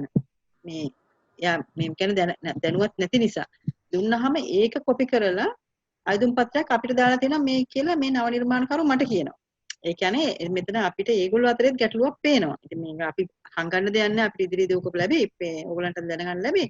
ඒක නිසාම අපි කියන්නේ එයා ඒ නොදැනුවත්ව කරපු ඒ වීඩියෝ ක්ලිප් ප්‍රචාරණය නිසා පේටන්ට් අයදුම් පත්‍රය දාන්න කලින් කරපු නිසා එයා ඒ බයටපත් වෙලා තියෙනවා දැන් අරයා දැම්මෙත් මගේ එක තමයි කියලා. මගේ අයදුම් පත්‍රයේ තිබ්බ නිම්පෑමේ තිබ්බ කොටස් කියලා.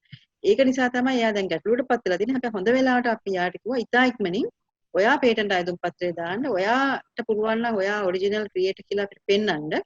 ඔයාට chance එක තියෙනවා අරයට එදිරිව. ඉතින් මම හිතනවා මේ වගේ දේවල් ළමයින්ව දැනුවත් කරන එක හරි වැදගත්. මොකද පුංචි කට්ටියට ලෝක තේරුමක් නැහැ තාම.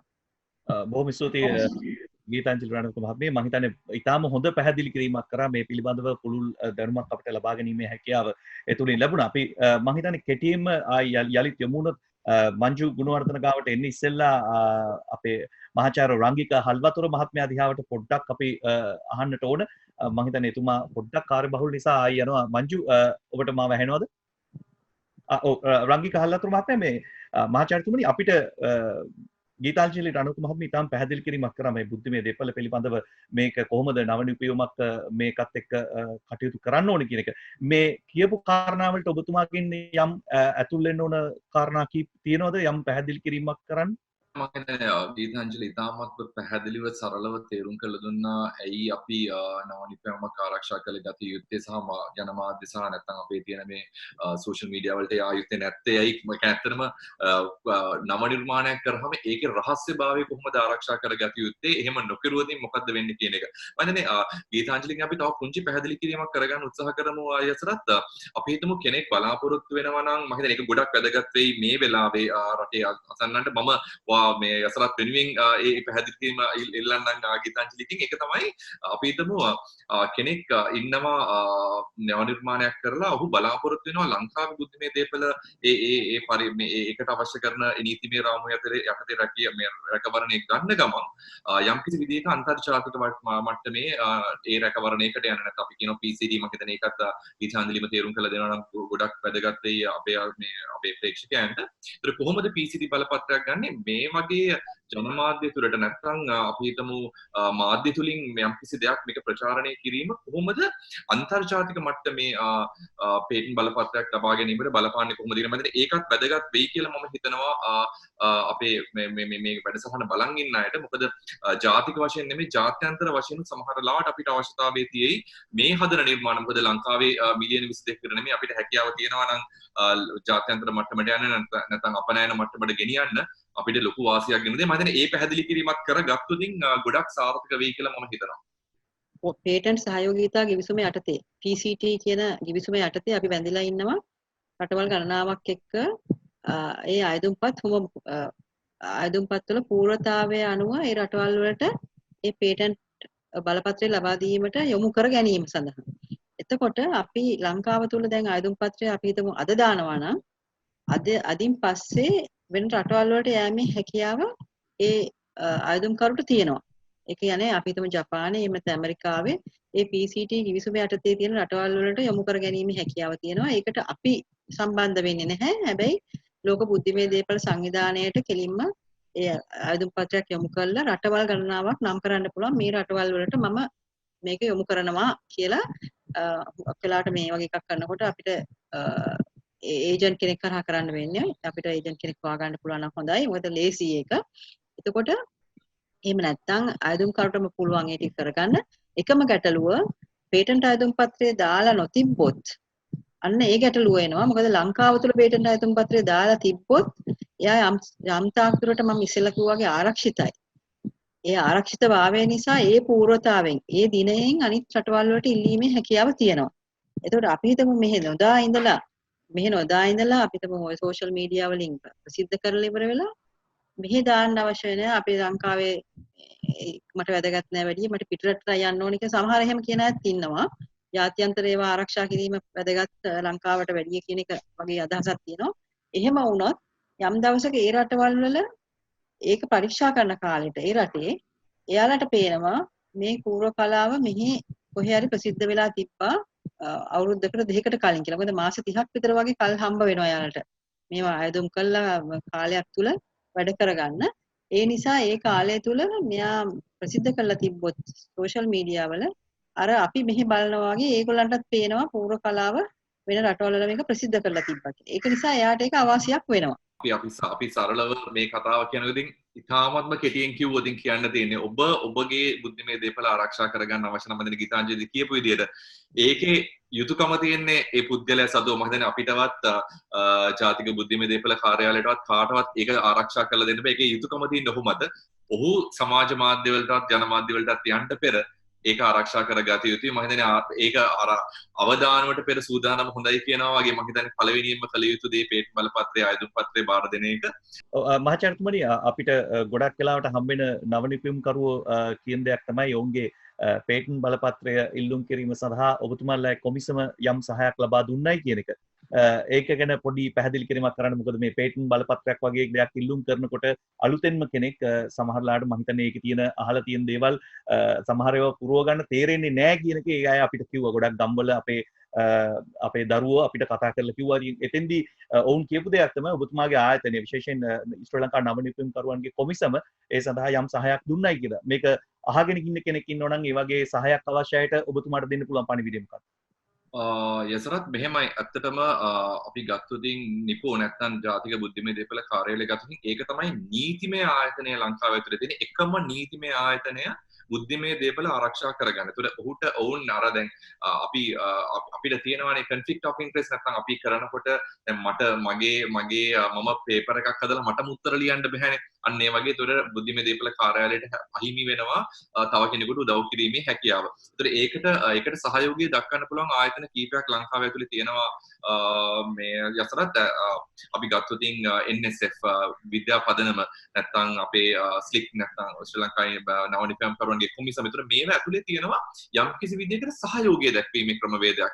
අපි උත්සාහ කරන මොකද සමහරවිට අපි ළඟට එන නව නිපැම් කරන්නේ යෙදෙන පිරිස් මොකද අපි මේ නව නිපැම් කරුවෝ කියලා කිව්වම මේ විශ්වවිද්‍යාල ශිෂ්‍යවත් මහා මේ කියන්නේ අර උගත්කම කියන එක බාධකයක් නෙමෙයි නව නිර්මාණකරණයේ යෙදෙන බුද්ධිමත්කමයි කියන එකම අවශ්‍යතාවය. එතකොට සමහරවිට සාක්ෂරතාවය තිනුත් සමහර වෙලාවට පල්ලෙහා මට්ටම කෙනෙක් වෙන්න පුළුවන්. ඒතර අපි උත්සාහ කරන පුළුවන් තරම් තාමත්ම හොඳ. මොකද මේක නීතිමය මේ ලියවිල්ලක්. මේක සරල ඇප්ලිකේෂන් එකක් නැත්නම් ෆෝරමයක් පුරවනවා කියන එක නෙමෙයි අසරත්. මොකද මේ දැන් අපි දන්නවා තමන්ගේ ඇස් දෙකින් පේන ප්‍රොපර්ටි එකක් නැත්නම් වස්තුවකට අපිට අයිතිවාසිකම් කියන ක්‍රමවේද තියෙන. අපි වාහනයක් ගත්තොතින් ඊටමත් ගත්තොතින් ඒකට ඔප්පුවක් ලියලා ඒකට නීතිමය ක්‍රමවේදයක් තියෙනවා. ඒ වගේ මේ බුද්ධිමය දේපල තමන්ගේ බුද්ධියට අයිතිවාසිකමක් කියන්නේ මේක නීතිමය ලියවිල්ලක්. ඒතර ඒකට යම්කිසි දැනුමක් අවශ්‍ය වෙනවා. ඒතර මේ දැනුම යම්කිසි විදියකට අපි පුළුවන් තරම් අපි ළඟට එන නව නිර්මාණකරණයේ යෙදෙන පිරිසල අපි පුළුවන් තරම් උත්සාහ කරන ඔවුන්ගේ ඒ ඇප්ලිකේෂන් එක නැත්නම් ඒ ෆෝරම් එක පුරලා දෙන්න. මම දැන් ගීතාංජලි ඉතාමත්ම නිවැරදිව සඳහන් කරා මේ ප්‍රයොරිටි ඩේ එක මේ ඩේට් එක නැත්නම් ප්‍රමුඛතා දිනය කියන එක කොච්චර වැදගත්ද කියන එක. සමහරවිට මම ඒ ඇප්ලිකේෂන් එක අයදුම්පත නිපෝ ආයතනයට බාර දෙන්න ඉස්සෙල්ලා වෙන කෙනෙක් ගිහිල්ලා බාර දුන්නේ. සමහරවිට මට තියෙන ඒ අයිතිය මට ඔප්පු කරගන්න බැරි වුණේ සමහරවිට මට නැති වෙන්න පුළුවන්. ඒතකොට ඒක මුලින් බාර දීම ඉතාමත්ම වැදගත්. ඉතින් අපි බුද්ධිමය දේපල කාර්යාලයට පුළුවන් තරම් උදව් කරන්න උත්සාහ කරන උදව්වක් නෙමෙයි. ඇත්තටම අපි අපේ කාර්යභාරය කරන්න උත්සාහ කරනවා. ඔවුන්ගේ කාර්යභාරය සම්පූර්ණයෙන්ම පැත්තකින් ආරක්ෂිතව තියලා. මොකද ඔවුන් මම ඉස්සෙල්ලා කියපු ඒක ඔවුන් ඉන්නේ නීතිමය රාමුවක් ඇතුලේ බැඳිලා. ඒකට අපි උත්සාහ කරනවා පුළුවන් තරම් ඔවුන්ට ජාතික වශයෙන් නෙමෙයි ජාත්‍යන්තර මට්ටමට යන්න අවශ්‍ය කරන මේ පේටන්ට් බලපත්‍ර ඒ අයදුම්පත සකස් කිරීමට දෙන්න පුළුවන් දායකත්වය දෙන්න. දායකත්වය දෙනවා විතරක් නෙමෙයි අපි ඒකට අවශ්‍ය කරන මුල්‍යමය ප්‍රතිපාදන ලබා දෙනවා. ලංකාවේ පේටන්ට් බලපත්‍රයක් ඇප්ලයි කරන්න ඒකට අයදුම්පත බාර දෙන්න රුපියල් 10,000කට වඩා අඩු ප්‍රමාණයක්යි. නමුත් මේ ජාත්‍යන්තර මට්ටමේ ඒක බාර දෙන්න ලක්ෂ ගාණක් යනවා. ඒතකොට අපිට ඒත්තු ගන්නන්න පුළුවන් නම් මේක රටට යම් කිසි විදිහට ආර්ථික ප්‍රතිලාභයක් ගේන්න පුළුවන් නව නිර්මාණයක් කියලා අපි බුද්ධිමය අපේ ශ්‍රී ලංකා නව නිපැම්කරුන්ගේ කොමිසම විදියට අපිට හැකියාව දෙනවා. උන්ට මේ අවශ්‍ය කරන තාක්ෂණික ඥානය විතරක් නෙමෙයි මුල්‍යමය දායකත්වයක් දීලා ඒ බුද්ධිමය දේපල ආරක්ෂා කරගන්න. බොහොම ස්තුතියි. අපි දැන් යමු වෙනවා මංජු ගුණවර්ධනට. මම හිතන්නේ ප්‍රායෝගිකවම මේ කාර්යය නියැලෙනු පුද්ගලයෙක් හැටියට මංජු අද අපිත් එක්ක සම්බන්ධ වෙන මේ කටයුත්තේදී ඔහු නව නිපැයුම් 75ක් පමණ නිෂ්පාදනය කරපු පුද්ගලෙක්. හරිද? ඒ වගේම සම්මාන ගණනාවක් දීලා තියෙනවා. මම හිතන්නේ මේ සෑහෙන වෙලාවක් යනවා මේ සම්මාන ටික කියන්න ගියොත්. ඒකින්ද මංජු අපි කෙටියෙන්ම කිව්වොත් දැන් ගොඩක් දෙනෙක් මේ ශේෂ්ත්‍රයක් තුල ඉන්නේ. කියන්නේ මේක ශේෂ්ත්‍රයක් හැටියට කිව්වොත් පැත්තකින් නිවැරදි වෙන්න පුළුවන්. මම දන්නේ මහාචාර්යතුමා මාත් එක්ක තරහ වෙයිද කියලා එහෙම කිව්වොත්.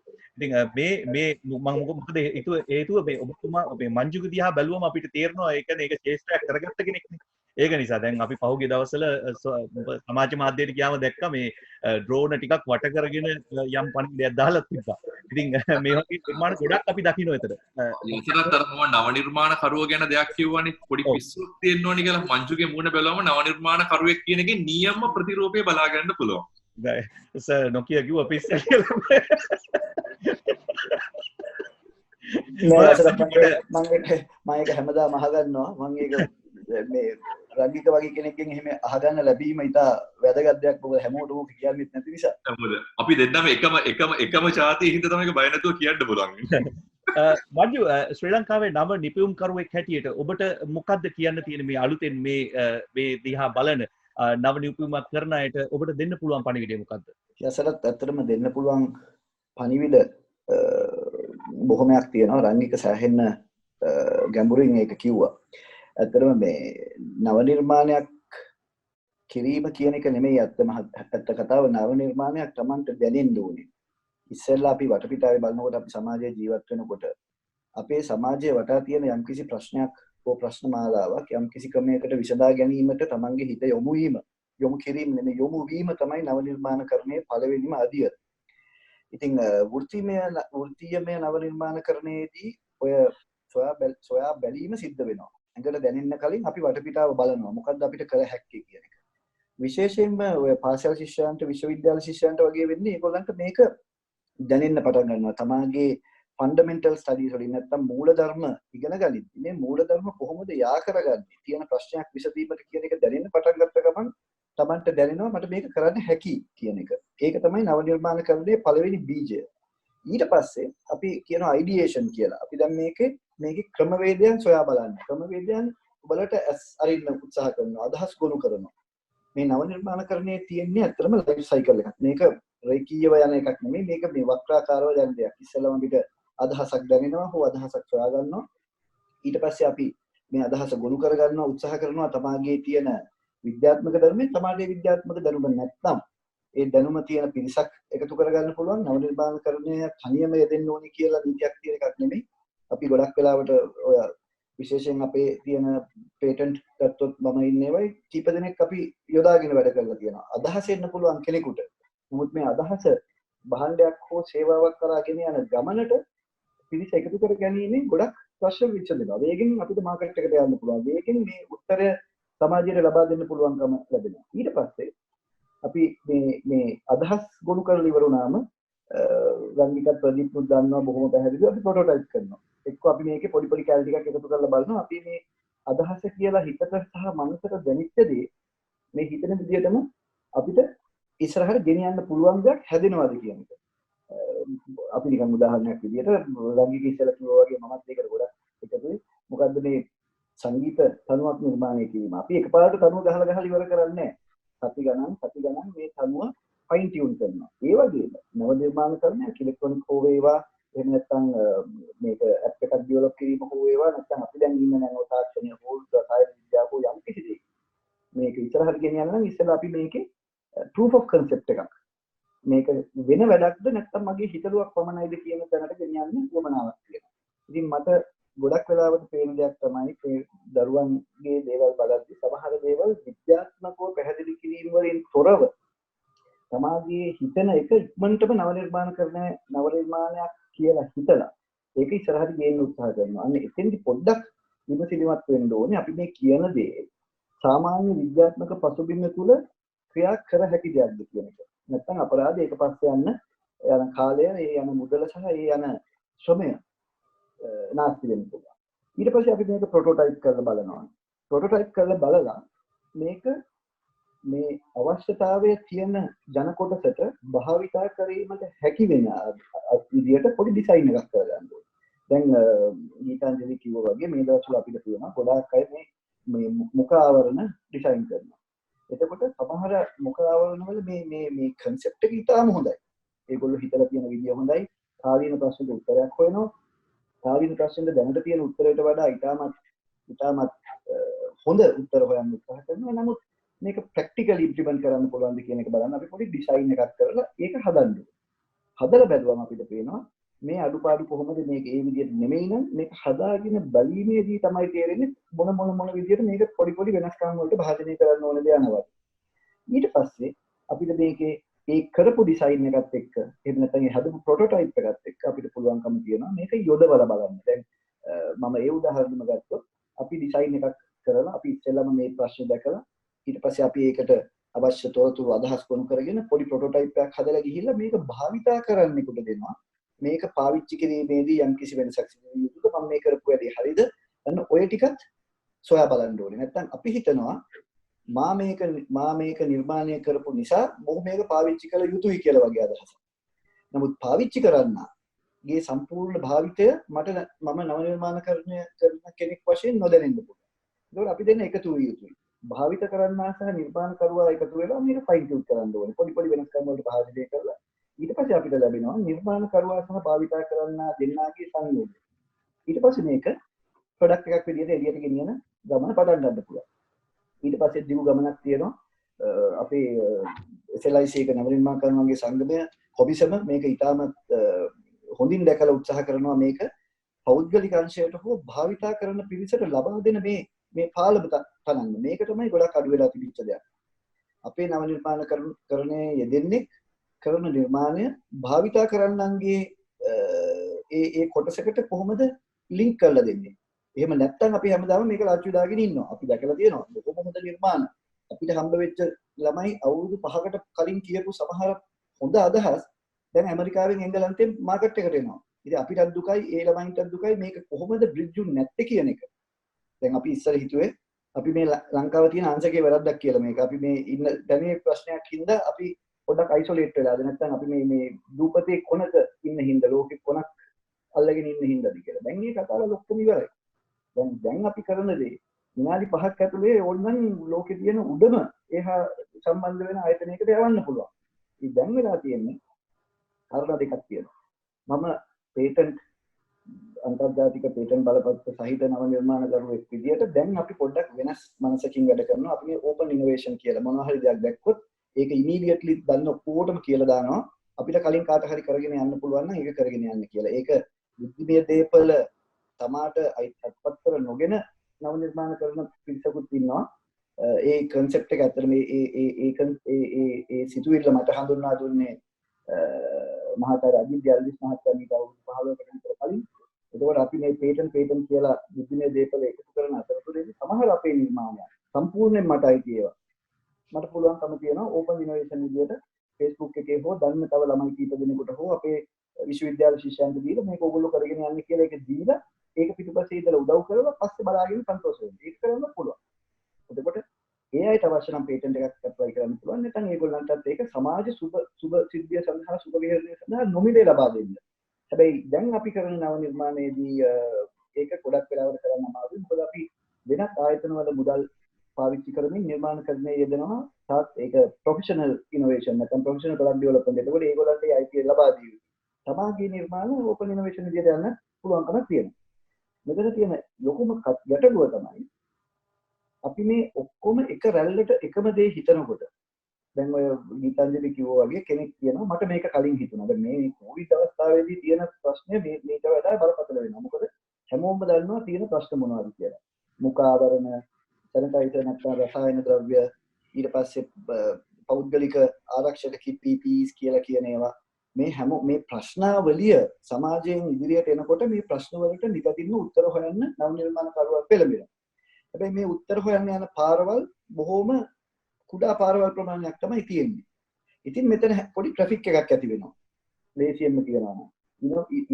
ඇත්තටම මේ නවෝත්පාදන ට්‍රැෆික් එකක් ඇතිවීමක් පේන්න පුළුවන්. ඔය කියන්නේ 30ක් විතර එන්නේ සාමාන්‍යයෙන් නව නිර්මාණකරුවන් මේ අපේ බුද්ධිමය දේපල ආයතනයට 30ක් අවුරුද්දකටවත් එනවද කියලා මට සැකයි. දැන් මේ මාස 3 ඇතුලේ 30ක් 35ක් ඇවිල්ලා ඇති.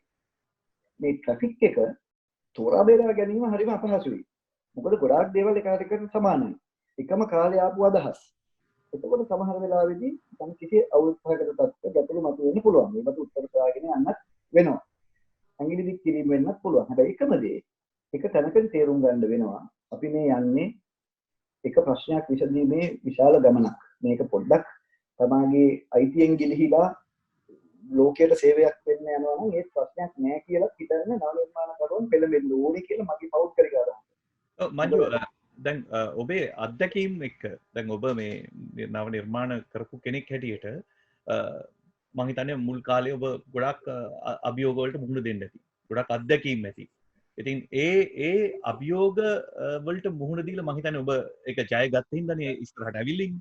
දැන් ගොඩක් කෙනෙක්ට තියෙන ප්‍රශ්නයක් තමයි අපි මොනවා හරි කරන්න ගියාම අපිට ඒකට බාධක ආවයින් පස්සේ අපි එතනින් නවතිනවා. ඒ කියන්නේ ඉස්සරහට කඩාගෙන යන හැකියාව බොහොම සීමිත පිරිසකට තමයි තියෙන්නේ. මේ වෙලාවේ මේ නිපෙවුම් වලට යොමු වෙන්න බලාපොරොත්තු වෙන ඉන්න අයට මේ අභියෝග පිළිබඳව පොඩි පැහැදිලි කිරීමක් කරන්නකො. මොකද ඒගොල්ලෝ වේලාසෙන් ලෑස්ති වෙන්න ඕන මේවට මුහුණ දෙන්න වෙනවා. අපි මේව ජයගෙන ඉස්සරහට යන්න ඕන කියලා. ඔව් වෙලා තියෙන්නේ යසරත් එකම දේ කඩා වැටීම කියන එක අමතක කරන්න ඕනේ. ඒ කියන්නේ මේක වෙන්නත් පුළුවන් දෙයක් නොවෙන්නත් පුළුවන් දෙයක්. පටන් ගන්නකොටම තමාට මේක මම මේක ඉවර වෙන තැනට කරනවා කියන අදහසින් ගියාට යම් කිසි තැනකදී මේක විද්‍යාත්මක හා තාක්ෂණික වශයෙන් ඔප්පු කිරීමට බැරි හෝ ක්‍රියා කිරීමට බැරි දෙයක් වෙලා ෆේල් වෙන බව Tamanට පේනවා නම් Taman අතුසල පිළිගන්න ඕනේ නෑ මම කියපු පාර වැරදි. ඒක එක ප්‍රශ්නයක්. සමහර අපේ නිර්මාණකරුවන් ඉන්නවා ඒක තමයි ඔය කඩා වැටීමට සහ ඔය අභියෝග වලට එක හේතුවක්.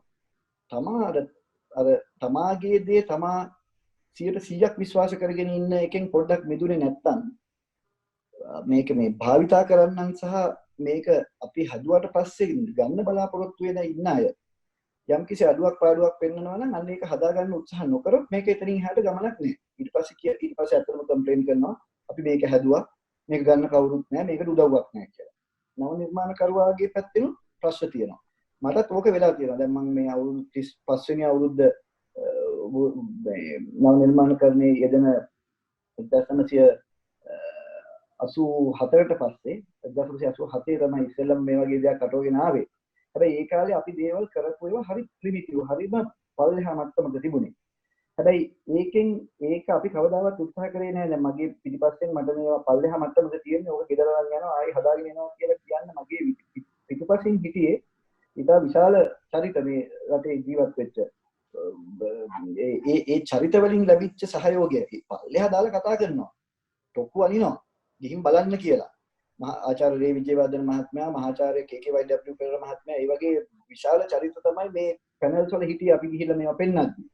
ඉතින් ඒකෙන් නොසැලීමේ ගතිය තියෙන්න ඕනේ. සමහර දේවල් අපි හිතලා මේක තමයි ලෝකේ ලොකුම දේ මම හැදුවා කියලා උඩ පැනගෙන යනකොට ඒගොල්ලෝ කිව්වා මොකද්ද මේ කරලා තියෙන්නේ මේක මෙහෙම වෙන්නේ නැහැ නේ පුතා මේක වැරදි කියලා අපිට තියෙන්න ඕනේ අර හම්බල්නස් එක අපිට තියෙන්න තියෙන්න ඕනේ ඔළුව පහත් කරගෙන උසස් තේරෙනවා මේක වැරදි කියන එක තේරුම් ගන්න හැකියාව සහ ඒක ධර්මණය කරගැනීම එක. ගොඩාක් දැන් ඉන්න හැටි ඒක නෑ.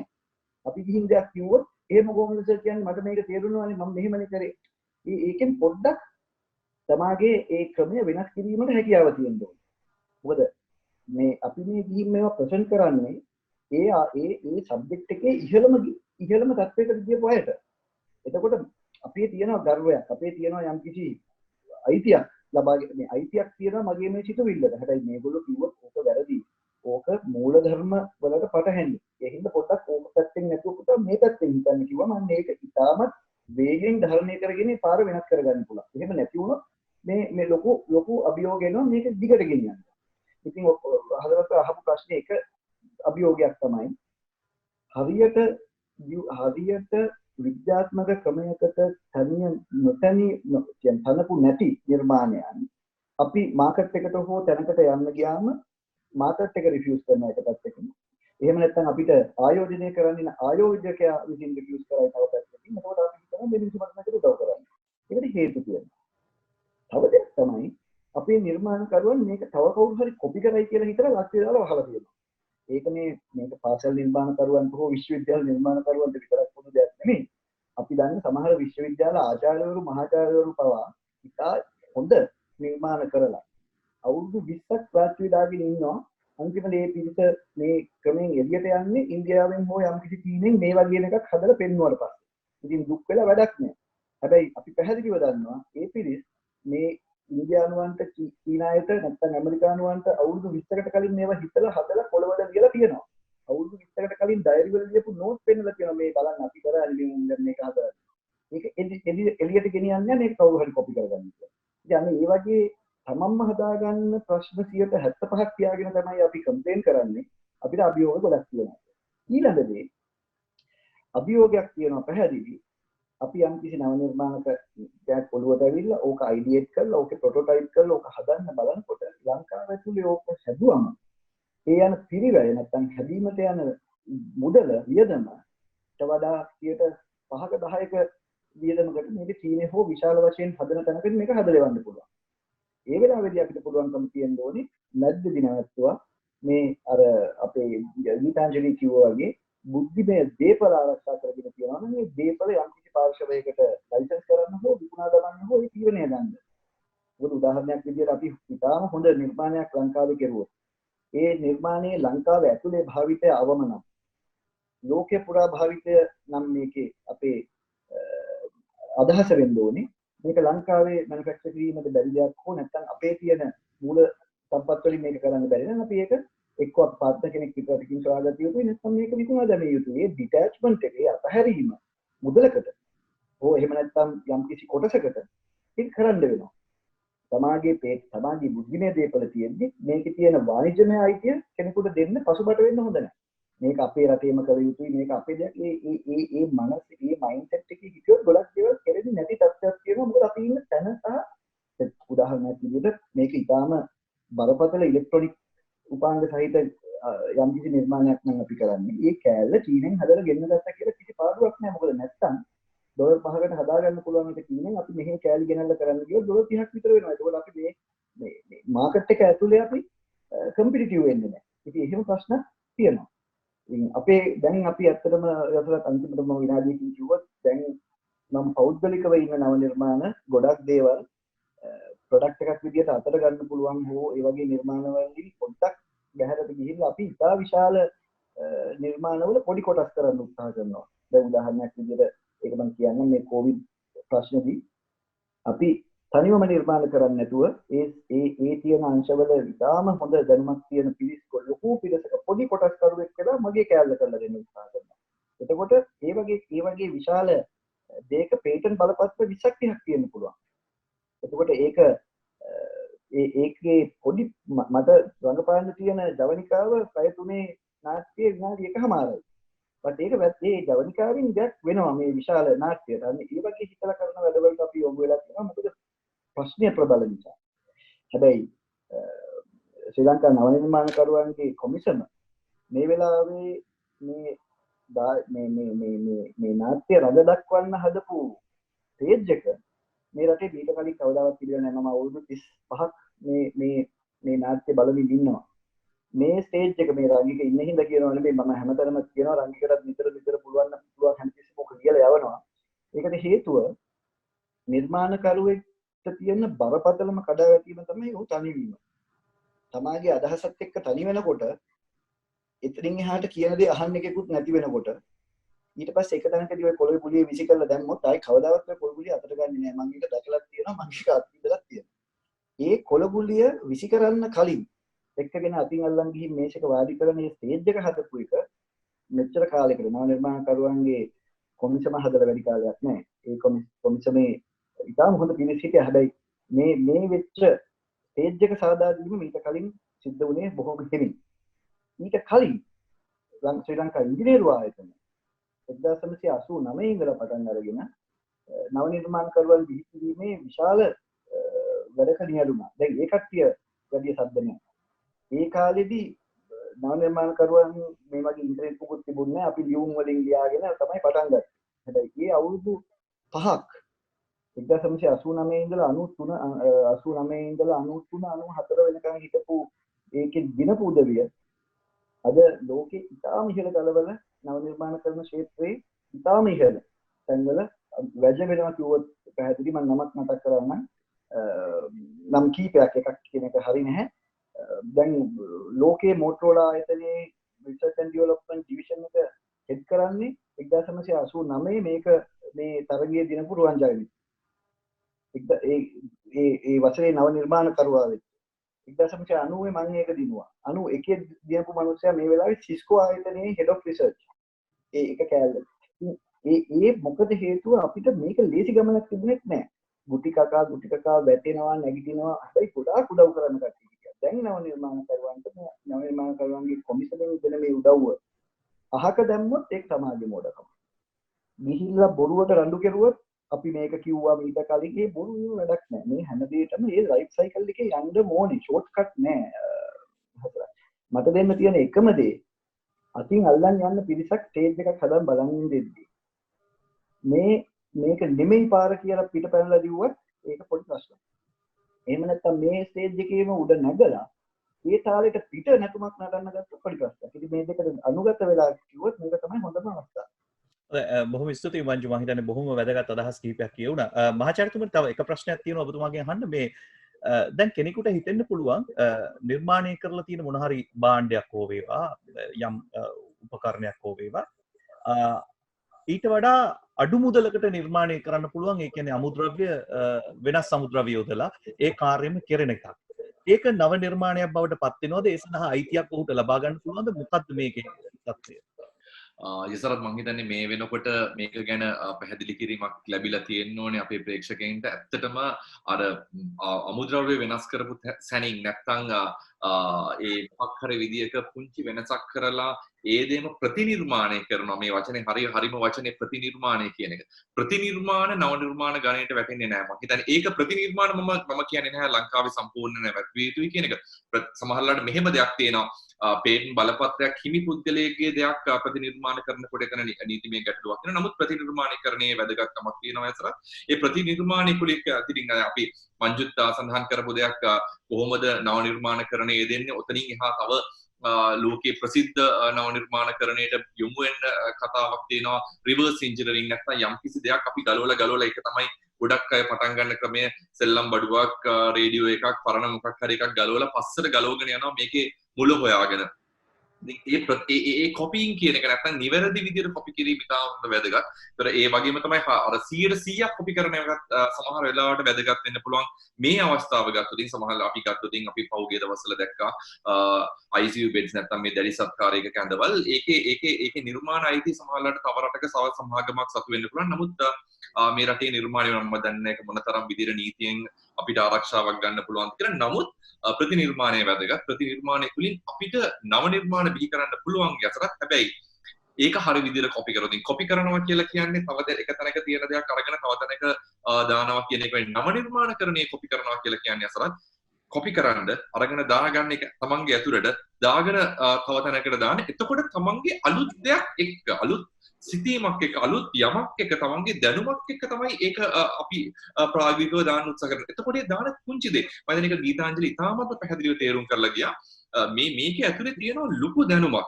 ඒ දැනුම ඇතුලේ තමන්ගේ කුංචි කොටස තමන්ගේ දැනුමේ හතරමායිම ලකුණු කරගන්නවා කියන එක තමයි පේන් බලපත්‍රයක් ගන්න. ඒකට කෙනෙකුට නිර්මාණය ඒ තමන් කරපු නිර්මාණය ඇතුලේ මේ ප්‍රතිනිර්මාණය ඇතුලේ යම්කිසි විදියක තමන්ගේ අලුත් නම්බයවත් කියන්න පුළුවන් නම් ඒ සම්පූර්ණ නිර්මාණයට නෙමෙයි ඒ අලුතෙන් එකතු කරපු තැනට බුද්ධිමය දේපල අයිතිය ලබා ගැනීමේ හැකියාව තියෙනවා. යසරත් පොඩි දෙයක් කියන්න ඕනේ මේකට එකතු කරන්න. මම පෞද්ගලිකව දකින තව නිර්මාණකරණයේ කොටසක් තියෙනවා. දැන් රංගික කියපු තුනට අමතරව අපි ඒකට කියනවා wise integration of available technologies කියලා. ඒ කියන්නේ අපි කීප දෙනෙක්ගේ බුද්ධිමය දේපල සහිත දේවල් ටිකක් එකට අරගෙන අපි ඉන්ටිග්‍රේට් කරගත්තොත් මේක අමුණ ගත්තොත් අපේ තියෙන ප්‍රශ්නයක් විසඳ ගන්න ඒක මේ හැම තැනදීම රිෆ්ලෙක්ට් වෙන්න පුළුවන් දෙයක්. ඒක නව නිර්මාණයක්, නවෝත්පාදනයක් හෝ රිවර්ස් ඉන්ජිනියරින් කරපු දෙයක් වෙන්න පුළුවන්. හැබැයි ඒ තියෙන දැන් උදාහරණයක් විදිහට මම ඒ විදිහට කරපු එක උදාහරණයක් කියන්නම්. අපි උදාහරණයක් විදිහට මේ වෙලාවේ හිතුවොත් අපිට ඔය මාස්ක් දැන් නැවත පාවිච්චි කිරීම සඳහා අපේ දරුවන් කීප දෙනෙක්ම සහ විශ්වවිද්‍යාල ආචාර්යවරුන් පවා දැන් හදනවා පොඩි කුටීරයක්. ඒ කුටීරය ඇතුළට මාස්ක් එක දාලා අපි UV light එහෙම නැත්නම් හයිඩ්‍රජන් පෙරොක්සයිඩ් වගේ ස්ප්‍රේ කරලා මේක වැඩි ප්‍රශ්න විසඳ ගන්න උත්සාහ කරනවා. ඒක හරියනවා. හැබැයි කුටීරය කියන එකට මීට කලින් පේටන්ට් එකක් තියෙනවා. UV කියන එක common knowledge එකක්. ඒකට පේටන්ට් තිබුණා. ඒ පේටන්ට් වල අවුරුදු 20 ඉවර වෙනවා. UVC කියන මේ බල්බ් එකට ඒකට පේටන්ට් එකක් තිබුණා. H2O2 ස්ප්‍රේ එක knowledge එක තිබිච්ච knowledge එකක් අරගෙන WHO එක මේ වෙලාවේ එළියට දාපු දෙයක්. මේ හැම දෙයකම බුද්ධිමය දේපල තිබිලා හෝ තියෙනවා. නමුත් අපි කරන්නේ මේ තියෙන පොඩි බුද්ධිමය දේපල සහිත කැලි ටිකක් එකතු කරලා අපේ ජීවිතාවේ තියෙන දැවෙන ප්‍රශ්න විසඳා ගැනීම සඳහා උත්තරයක් එක්කෙනවා. ඒක අර බුද්ධිමත් එකතු කිරීමක් අපි කරනවා මේ දැනට භාවිතා වෙන දේවල් මේ තියෙන ප්‍රශ්න විසඳ ගන්න. ඒක ගොඩක් ළමයි කරලා තියෙනවා. ඒක කිසිම වරදක් දකින්න හොඳ නැහැ. ඒක එක තැනකදී හරියට ගීතාංජලිගේ පැත්තෙන් මේකේ ප්‍රායෝගික බලන අපි ඇත්තටම කියන්න ඕනේ ගොඩක් මේ ආයතන තියෙනවා දැන් මේ පේටන්ට් ඇටර්නිස්ලා මේ නීතිඥවරු ඉන්නවා විද්‍යාඥයන් සහ ඉංජිනේරුවන් පසුකාලීනව ලෝ කරලා නීතිය ඉගෙනගෙන පේටන්ට් නීතිඥයන් බවට පත් වෙච්ච. ඒගොල්ලෝ විශාල සේවයකුත් කරනවා.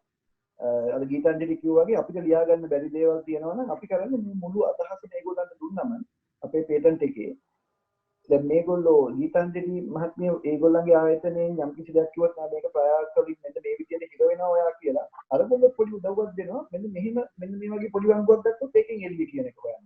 ඒක නිර්මාණකරුවන්ට ලේසි නෑ. ඒ සර්විස් එක ගොඩක් පේටන්ට් ඇටර්නිස්ලා දෙනවා දැන්. මොකද ඒගොල්ලෝ විද්‍යාව සහ ඉංජිනේරු විද්‍යාව හදාරපු අය. එතකොට මම අර කියපු නව එකතු කිරීම නැත්නම් ඉන්ටිග්‍රේෂන් එකක් පේටන්ට් එකකට ගෙනියන්න පුළුවන් පාරවල් ගොඩක් ඇරලා දීලා තියෙනවා. අර කට්ටියක් එකතු වෙන්න ඕනේ වැඩේ කරන්නේ මේ දැනුම තියෙන. ඒක වරද්දක් ඒක වැරද්දකුත් නෙමෙයි. සහ ඒක නීතිමය වශයෙන්ුත් වැරද්දක් නෙමෙයි. සමහර පේටන්ට් අවුරුදු 20 ඉවර වෙලා තියෙන ඒවා අපිට ගන්න පුළුවන් available knowledge විදියට common knowledge විදියට. ඒක කිසි ප්‍රශ්නයක් නෙමෙයි. අපේ සාකච්ඡාව අවසන් කරන්න බොහොම කෙටි කාලයක් තියෙනවා. අපි ආයිත් ආචාර්ය ප්‍රදීප අබේගුණවර්ධන මහත්මයා දිහාට හැරුණොත් එහෙම දැන් ගොඩක් දැන් මේ මහාචාර්යතුමා නම් මේකට කැමති වෙන්නේ නැහැ. මොකද මේ දිශානත කරන්න එපා කියලා කියනවා කාවත්. නමුත් මම මේ අහනවා මේ ප්‍රශ්නේ. අපි පහුගිය දවසක සාකච්ඡාවකදී අහුව දෙයක් තමයි ලංකාවේ තරුණ තරුණියෝ මේ පරිගණක සම්බන්ධ මේ පරිගණක විද්‍යාව සම්බන්ධ ශාස්ත්‍රයන්ට මුණ යොමුණෙන් පස්සේ මේවයි තියෙනවා ගොඩාක් විෂයන් එක එක අංශ තියෙනවා. නමුත් මේවයි බොහොම සීමිත ප්‍රමාණයකට විතරයි අපේ දරුවෝ ලංකාවේ දරුවෝ යොමු වන්නේ. මේකේ තියෙනවා තව විෂය ශාස්ත්‍රයේ තව පුළුල් වෙච්ච ඒ කියන්නේ තවත් විෂය ගණනාවක් තියෙනවා අපි අවධානය යොමු කරන්න ඕනේ. ඉතින් ඒව දිහාවට හැරිලා අලුත් දේවල් බිහි කරන්න කියන එක මම හිතන්නේ එතනදී සාකච්ඡා වුණා. මම මේ එතුමා මහාචාර්යතුමා එකඟ නොවුනත් මම ඔබතුමාගෙන් අහනවා මේ ප්‍රශ්නේ යම් ශාස්ත්‍ර තියෙනවද තවමත් අපි අවධානය යොමු නොකර ලංකාවේ? ඇත්තටම ඒක මං හිතන්නේ දිශානත කිරීමක් නෙවෙයි. බොහෝ දුරට අපේ දරුදරුවන්ට අවශ්‍ය දැනුම සහ ඒ අවශ්‍ය වපසරිය කියලා දැනුම ලබා දීමක් කියලා මං හිතන විදිහට හිතෙන්නේ. මොකද දිශානත කිරීමක් වුණොත් අපි කියන්න ඕන මෙන්න මේක තමයි තියෙන ටෙක්නොලොජි එක, මේක තමයි තියෙන මොනවා හරි සොෆ්ට්වෙයාර් ලයිබ්‍රරි එක මේකම යූස් කරන්න, මේක පාවිච්චි කරන්න. එහෙම දෙයක් නෙවෙයි. ඇත්තටම මේ අසරත් කියව විදිහට හුඟක් අපේ දැන් ගොඩක් ඩිජිටල් කරන එක නැත්නම් ඩිජිටල් ඉනෝවේෂන් කියන ගොඩක් ශේෂ්ත්‍රවල පැතිරලා තියෙනවා. ඒක තමන්ගේ ඒ අදාළ ශිෂ්‍යයාගේ සහ දුවදරුවාගේ උනන්දුව මත තමන්ගේ පැත්තට යොමු කරගන්න පුළුවන්. දැන් ලංකාව ගත්තොත් බොහෝ දුරට ග්ලෝබලයිසේෂන් සහ ඩිජිටල් ප්ලැට්ෆෝම් එක අද වැත්තොත් අපි මේ මීටින් එක Zoom වලින් තියෙනවා. මම දන්නවා ඉස්කෝලවල Zoom සහ Webex වලින් මීටින් තියෙනවා. ඒ වගේ ගොඩාක් ඩිජිටල් ප්ලැට්ෆෝම් හරහා අපි ලෝකෙට ගිහිල්ලා තියෙනවා. ඒතකොට බොහෝ දුරට අපිට දැනුම ලබා ගන්න තියෙන සෝසස් ඒ කියන්නේ වැඩි. ඒවා මං හිතන්නේ නැහැ දැන් ළමයින්ට එහෙම ලොමිලා නැහැ කියලා. දැන් හුඟක් අපි up to date ඒ කියන්නේ තාක්ෂණයත් එක්ක ගොඩාක් දුර දියුණුයි. උදාහරණ දැන්ට තියෙන ඒරියා තමයි උදාහරණ big data එහෙම massive data කියන එක ඒ වගේම internet shopping අපි ඒ වගේ පාවිච්චි කරලා කොහොමද අලුත් ඒරියා එකකට භාවිතා කරන්න කියන එක උදාහරණ දැන් අපි digital education එහෙම අපිට innovative education කියලා ගත්තොත් දැන් කොහොමද අපි teach කරන්නේ university විශ්වවිද්‍යාල වලට කොහොමද exams තියන්නේ ඒ වගේ වලට තියෙන ප්‍රශ්න වලට අවශ්‍ය technologies එකහු කර ගැනීම තමයි අවශ්‍ය වෙන්නේ. නමුත් යම් කිසි ඒරියා එකක් අපිට විවෘත නොවී පවතිනවා කියන හිතන්න බොහොම අමාරුයි දැන්ට. ඒ අනුව බැලුවොත් ඒගොල්ලන් අර මම හිතන්නේ ශ්‍රී ලංකාව නවත්පාන කමිසම සහ ඒ වගේ ආයතන වයිපෝ ඒ වගේ ආයතනතු ඒ දුවදරුවන්ට ලබා දෙන එන්කරේජ්මන්ට් එක කියන්නේ මොටිවේෂන් එක. එහෙම නැත්නම් ඒගොල්ලෝ උනන්දු කිරීම තමයි ඉතාමත් වැදගත්. මොකද මම දන්නවා අපේ හුඟක් යුනිවර්සිටි විශ්වවිද්‍යාල ශාස්ත්‍රයේ අවුරුද්දකට මම හිතන්නේ ඔය වගේ ප්‍රොටෝටයිප් මට්ටමට ඇවිල්ලා නව නිෂ්පාදන හෝ ඊට ආසන්න ඒවා 100 ගණනක් එහෙම විසි කරලා දානවා. මොකද ඒගොල්ලන්ට අවශ්‍ය දැනුම සහ ඒ ශක්තිය ලබා දෙන්නේ නැති එක. ඒ නිසා මම හිතන්නේ අධ්‍යාපනයේ වශයෙන් ගත්තොත් විශ්වවිද්‍යාලවල සහ දවත් හුඟක් අධ්‍යාපන ලබා දෙන ආයතන තියෙනවා විශේෂයෙන් පරිගණක ආශ්‍රිතව මෙන්න මේ දැන් මේවා තමයි තියෙන්නේ හුඟක් දුරට අපි කිව්වොත් mock courses ඒ කියන්නේ massive online courses කියලා අපිට මෙහි ඉඳන් MIT විශ්වවිද්‍යාලයේ තියෙන පාඨමාලාව පාදාරන්න පුළුවන්. සමහර විශ්වවිද්‍යාල අපිට free of charges කියන්නේ අය කිරීමක් නැතුව ලබා දීලා තිනවා. ඒවා through තමන්ගේ උනන්දුව තියෙනවා නම් දැනුම ලබාගෙන sources තියෙනවා. ඊට පස්සේ අර ප්‍රොටෝටයිප් මට්ටමින් එහාට යන පුෂ් එක ඒ කියන්නේ තල්ලු කිරීම තමයි ඉතාමත් වැදගත් වෙන මම හිතන්නේ. ඒකට මේ වගේ forums ගොඩක් උපකාරී වෙනවා කියලා තමයි මට කියන්න තියෙන්නේ. මම හිතන්නේ මේ සාකච්ඡාවේ මතුවෙච්ච කාරණාත් එක්ක අපි තේරුම් ගත දේ තමයි මෙවැනි සාකච්ඡා නැවත ඇති වී යුතුයි කියන එක. ඒ කියන්නේ මේ පිළිබඳව මම හිතන්නේ බොහෝ දෙනා අවධානය යොමු කරන සාකච්ඡාවෙන් උන අදහස් පළ වෙන්න ඕන. විවිධ අදහස් පළ වෙයි. මම හිතන්නේ අනිත් මේ විද්වතුන් වගේම සාමාන්‍ය ජනතාවටත් අපි අවස්ථාව දෙන්නට ඕන මේ ප්‍රශ්න යොමු කරන්න. මම හිතන්නේ අපි ඉදිරියේදී අනාගතයේ දවසක ඒ වගේ වැඩසටහනක් සංවිධානය කරන්න කඩිනමින් උත්සාහ කරනවා. මොකද මේ තියෙන උද්‍යෝගයත් මේ උනන්දුවත් එක්ක සාකච්ඡා අවසන් කරන්නට මම ගීතාංජලි රණවක මහත්මියට යොමු වෙනවා. මේ මතුවෙච්ච කාරණා එක්ක ඔබතුමියට යමක් කියන්න තියෙනවද ජනතාවට? ඇත්තටම ලංකාවේ හුඟක් දරුවෝ සහ වැඩිහිටියෝ හුඟක් ඉන්නවා මේ හැකියාවන් තියන අය. ඒ කියන්නේ තමන්ගේ මොලේ පාවිච්චි කරලා අතේ තියෙන ඇඟිලි වල තියෙන ස්කිල්ස් පාවිච්චි කරලා නව නිර්මාණ කිරීමේ හැකියාව තියෙනවා.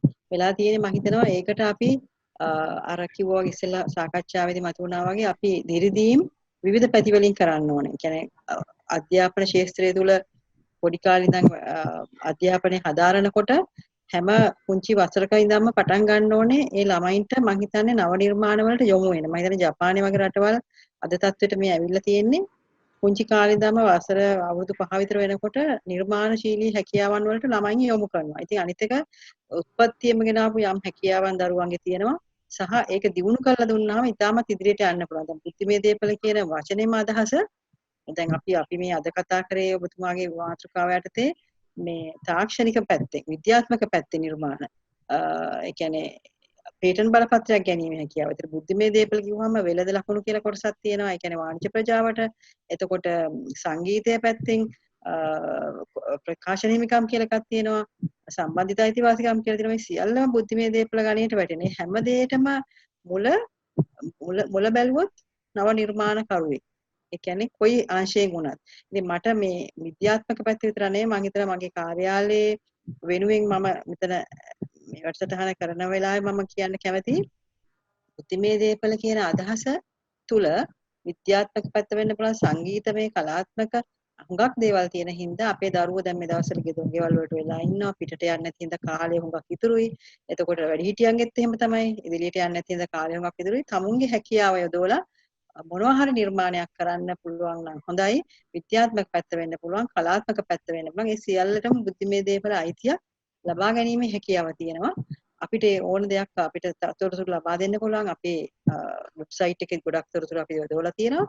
ඉතින් විශේෂයෙන්ම මෙන්න මේ පේටන්ට් බලපත්‍ර විෂය සම්බන්ධයෙන් ඔබතුමාලගේ මේ විෂය අද කතා කරන විෂයට අදාළව නම් මට කියන්න තියෙන්නේ ඒ නව නිර්මාණ කරාම ඇත්ත වශයෙන්ම තුන්වන පාර්ශ්වයක් එක්ක සාකච්ඡා කරන්න කලින් නවනිපැම් කොමිසමේ කාර්යභාරය වෙලා තියෙන්නම නවනිපැම් කරුවන්ට උදව් ලබා දීම අර කිව්වා වගේ ඉතාමත් හොඳින් ඒක දැන් කරනවා. ඒ වගේම ඒ නිර්මාණ වලට කොච්චර දුර යන්න පුළුවන්ද කියන එක පූර්ව කලාව සම්බන්ධයෙන් බලලා ඒ කියන්නේ ප්‍රයාට් එක බලලා කියන්න පුළුවන් හැකියාව නවනිපැම් කොමිසමටත් තියෙනවා. ඒ නිසා ඒගොල්ලන්ට පුළුවන් ඒ ටිකත් කරලා මුදල් සම්බන්ධයෙන් උදව් පිරීමක් කරනවා නම් ඒක වඩාත් හොඳයි. ඒක මීට කලින් උනේ නෑ. මොකද පාසල් ශිෂ්‍යයෙකුට 2500ක් වගේ මුදලක් අපි අය කරන්නේ ගාස්තුවක්.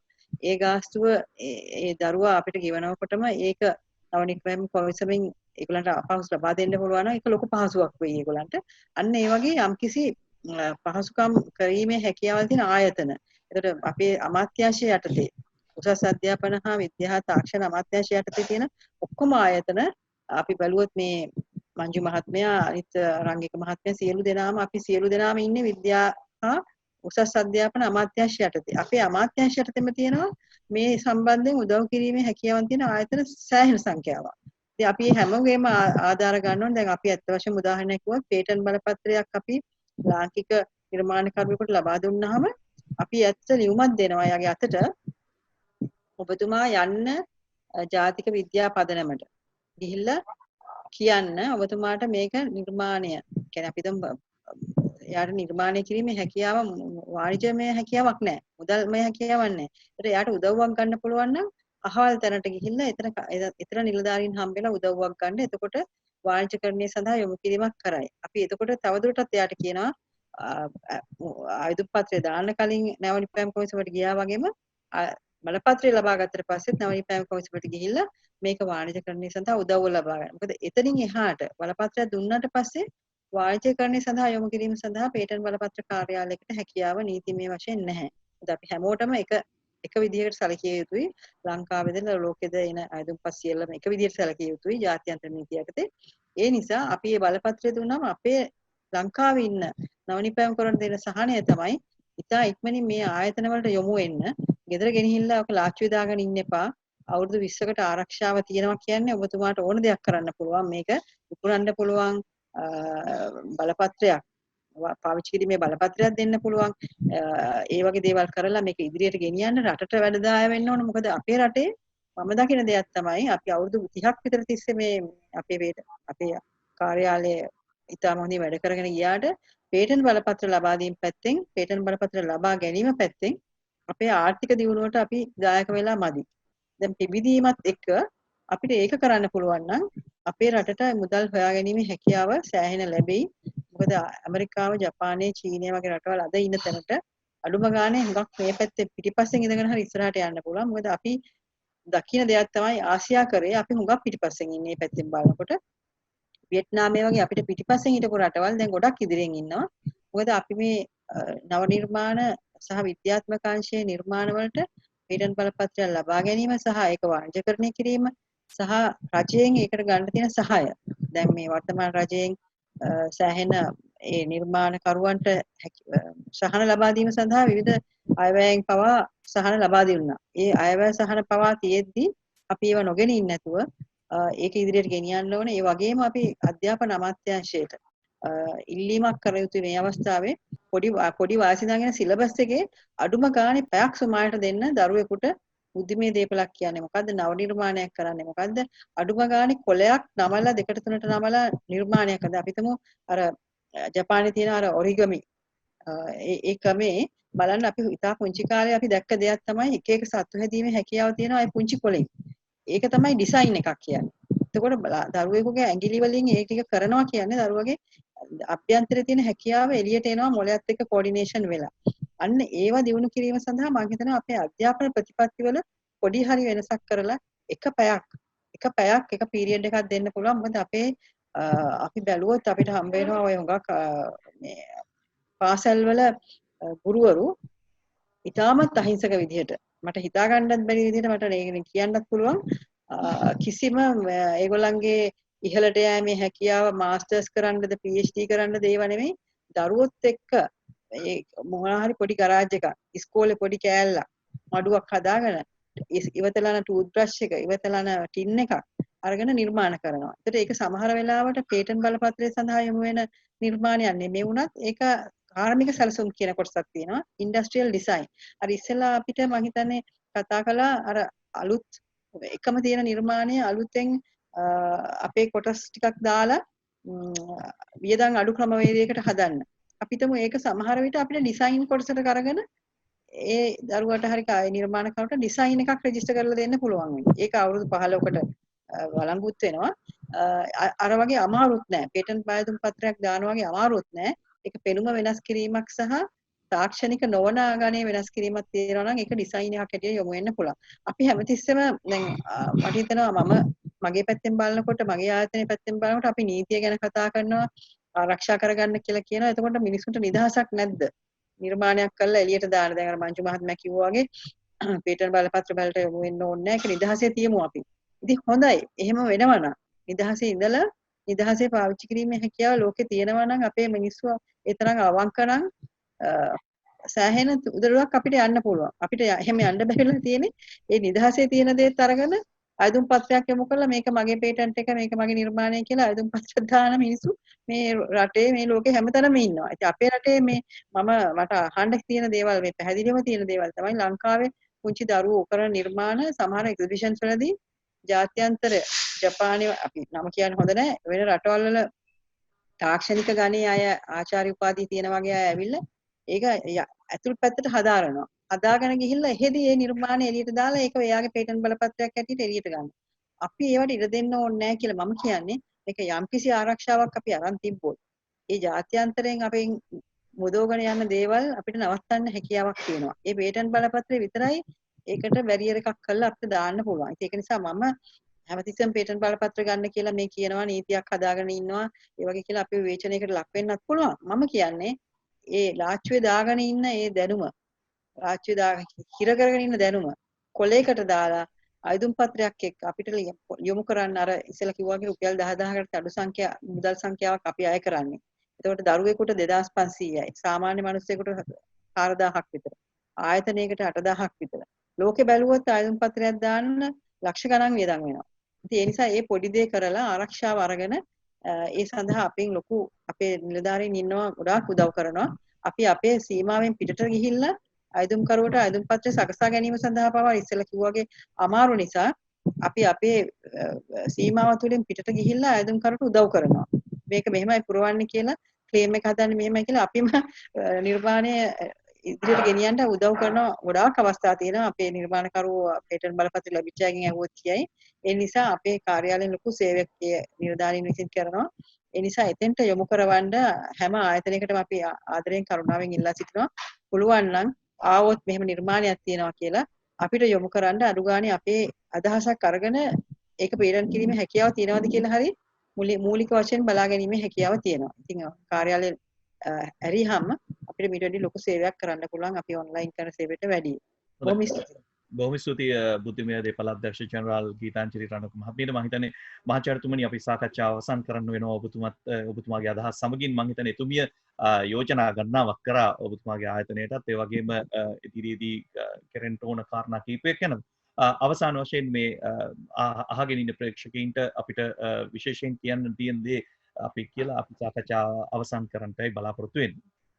යසරත් කියන්න නම් තව එමටයි ඇත්තටම ඒ ඔක්කොටම වඩා කිව යුතු දෙයක් තියෙනවා යසරත් මම හිතන්නේ අපිට ලොකු අවස්ථාවක් ඇවිල්ලා තියෙනවා මේ වෙලාවේ කොවිඩ් වසංගතයත් එක්ක ඒක අර හැමතිස්සෙම මම කියන වගේ අඳුරු වටා වලාවක ආපු රිදී රේඛා රැසක් මේක ඇතුලේ තියෙනවා ඒ වගේම තමයි ලංකාව කියන්නේ යසරත් අර රැලි ආපු රටක් අර රැල්ලෙන් රැල්ලට පාවෙච්ච ඔරුවක් වගේ අවුරුදු 72ක් තිස්සේ ඔහේ යන්නම් වාලේ ගහගෙන ගිය රටක් අපිට පුළුවන් නම් මේක නියම මාවතට දාන්න අපේ මේ ආපු නව නිර්මාණ රැල්ලත් එක්ක නව නිර්මාණ ටික නවෝත්පාදන බවට පරිවර්තනය කරලා ඒකත් එක්ක රටේ ලංකාවේ මම ආඩම්බරයෙන් කියන්න කැමති made in Sri Lanka and design in ශ්‍රී ලංකා නැත්නම් මේඩ් and design ශ්‍රී ලංකා කියන concept එකත් එක්ක අපිට එළියට යන්න පුළුවන් මනසක් නිර්මාණය කරන්න පුළුවන් නම් මේක ඇතුලේ ලොකු ආකල්පමය වෙනසක් අවශ්‍ය වෙනවා යසරත් මේක තනි පුද්ගලයෙකුටවත් ආයතනයකටවත් බදන්නේ අපේ අමාත්‍යාංශ ඇතුලේ තියෙන මේ එකී නොකී හැම ආයතනයක් මොනතරම් උත්සාහ කරත් මම හිතන්නේ නෑ අපිට ඒක කරන්න පුළුවන් කියලා මිනිස්සුන්ගේ අතර තියෙන ආකල්පමය වෙනසක් කරන්නේ නැතුව ඒක පළවෙනි කාරණාව දෙවෙනි කාරණාව මම හිතන්නේ මම ඉතාමත්ම පැහැදිලිව කිව්වා කණ්ඩායම් ගත වීම මම හිතන්නේ අධ්‍යාපන ක්‍රමය ඇතුලේ මේ අපිවත් එක පුංචි තැන්වල හිර කරන්න මිනිස්සුන්ගේ කුහකකම වර්ධනය කරන්න අපි මේ ගන්න වෙහෙස මේ හැමදාම කන්ටෙන්ට් එකක් උගන්න ඉඳලා ළමයින්ගේ තියෙන නිර්මාණ ශිල්පය මරණ මේ තියෙන ක්‍රමවේද වලින් අයින් වෙලා සාමූහිකව වැඩ කරන්න පුළුවන් පරිසරයක් නිර්මාණය කරන්න පුළුවන් නම් අධ්‍යාපනයේ ඇතුලේ ඒ හිතලා ඒකත් එක්ක අර මම ඉස්සෙල්ලා පළවෙනිම පටන් ගන්නකොට කිව්ව සාමූහික සමාජීය වගකීම අපිට සමාජගත කරන්න පුළුවන් නම් මෙතන දේශපාලන අයදවත් කිසිම ආයතනික අනුග්‍රහයක්වත් නෙමෙයි අවශ්‍ය වෙන්නේ මෙන්න මේ තියෙන මූලික සමාජීය අගයන් ටික අපිට නැවත ස්ථාපිත කරන්න පුළුවන් නම් මම හිතන්නේ රට සංවර්ධනය කරනවා කියන එක මහා ලොකු කාර්යයක් කියලා. ඒක අවුරුදු ගාණක් යන දෙයක්ුත් නෙමෙයි වෙන්න පුළුවන්. මොකද ලංකාවේ ඉතාමත්ම දක්ෂ පිරිසක් එන්නම දක්ෂයෝ නියම වැඩ්ඩු ටිකක් ඉන්න රටක්. අපි මේ වැඩ්ඩු ටික එකතු කරලා එක ඉලක්කයකට ඉලක්කගත කරන්න පුළුවන් නම් කවදාකවත් රැල්ලෙන් රැල්ලට පාවෙන උරුවක් වෙන්නේ නැහැ ලංකාව මින් ඉදිරියට. නියම විදියට යටට නෙමේ උඩුගම්බලා යන්න පුළුවන් නැවක් හදන්න පුළුවන් වෙයි අපි ඔක්කොම එකතු වුණොත්. ඒකට මාධ්‍යයට දායකත්වයක් තියෙනවා යසරත්. ඒක නැවත පැහැදිලි කරන්න ඕනේ. මොකද නවෝත්පාදන නවෝත්පාදන බවට පරිවර්තනය විය යුතුයි. ඒක තනියෙන් කරන්න පුළුවන් දෙයක් නෙමෙයි. මාධ්‍යෙට ඉතාමත් පැහැදිලි වගකීමක් තියෙනවා මෙතනදී. මේ ආයතන හැමෝත් එක්කම එකතු වෙන්න. එකතු වෙලා මාධ්‍යයේ තියෙන සාමූහික සමාජීය වගකීම තේරුම් අරගෙන අපිට ඒ දෙන්න පුළුවන් දායකත්වය දෙන්න. එහෙම දීපු දවසට මම හිතන්නේ අපි ඔක්කොමල්ලාම එකතු වෙලා බය නැතුව අපි ඉන්නේ සංවර්ධිත රටක කියලා කියන්න පුළුවන්කම ලැබේ. ඔව් මම හිතන්නේ සීමාසහිත කැපිටල් මහරජා සංවිධානයේ කළමනාකාරීත්වය ඉතාම සතුටින් ඉන්නවා ඔබතුමන්ලගේ මේ කාර්යයට සහයෝගය දෙන්නට.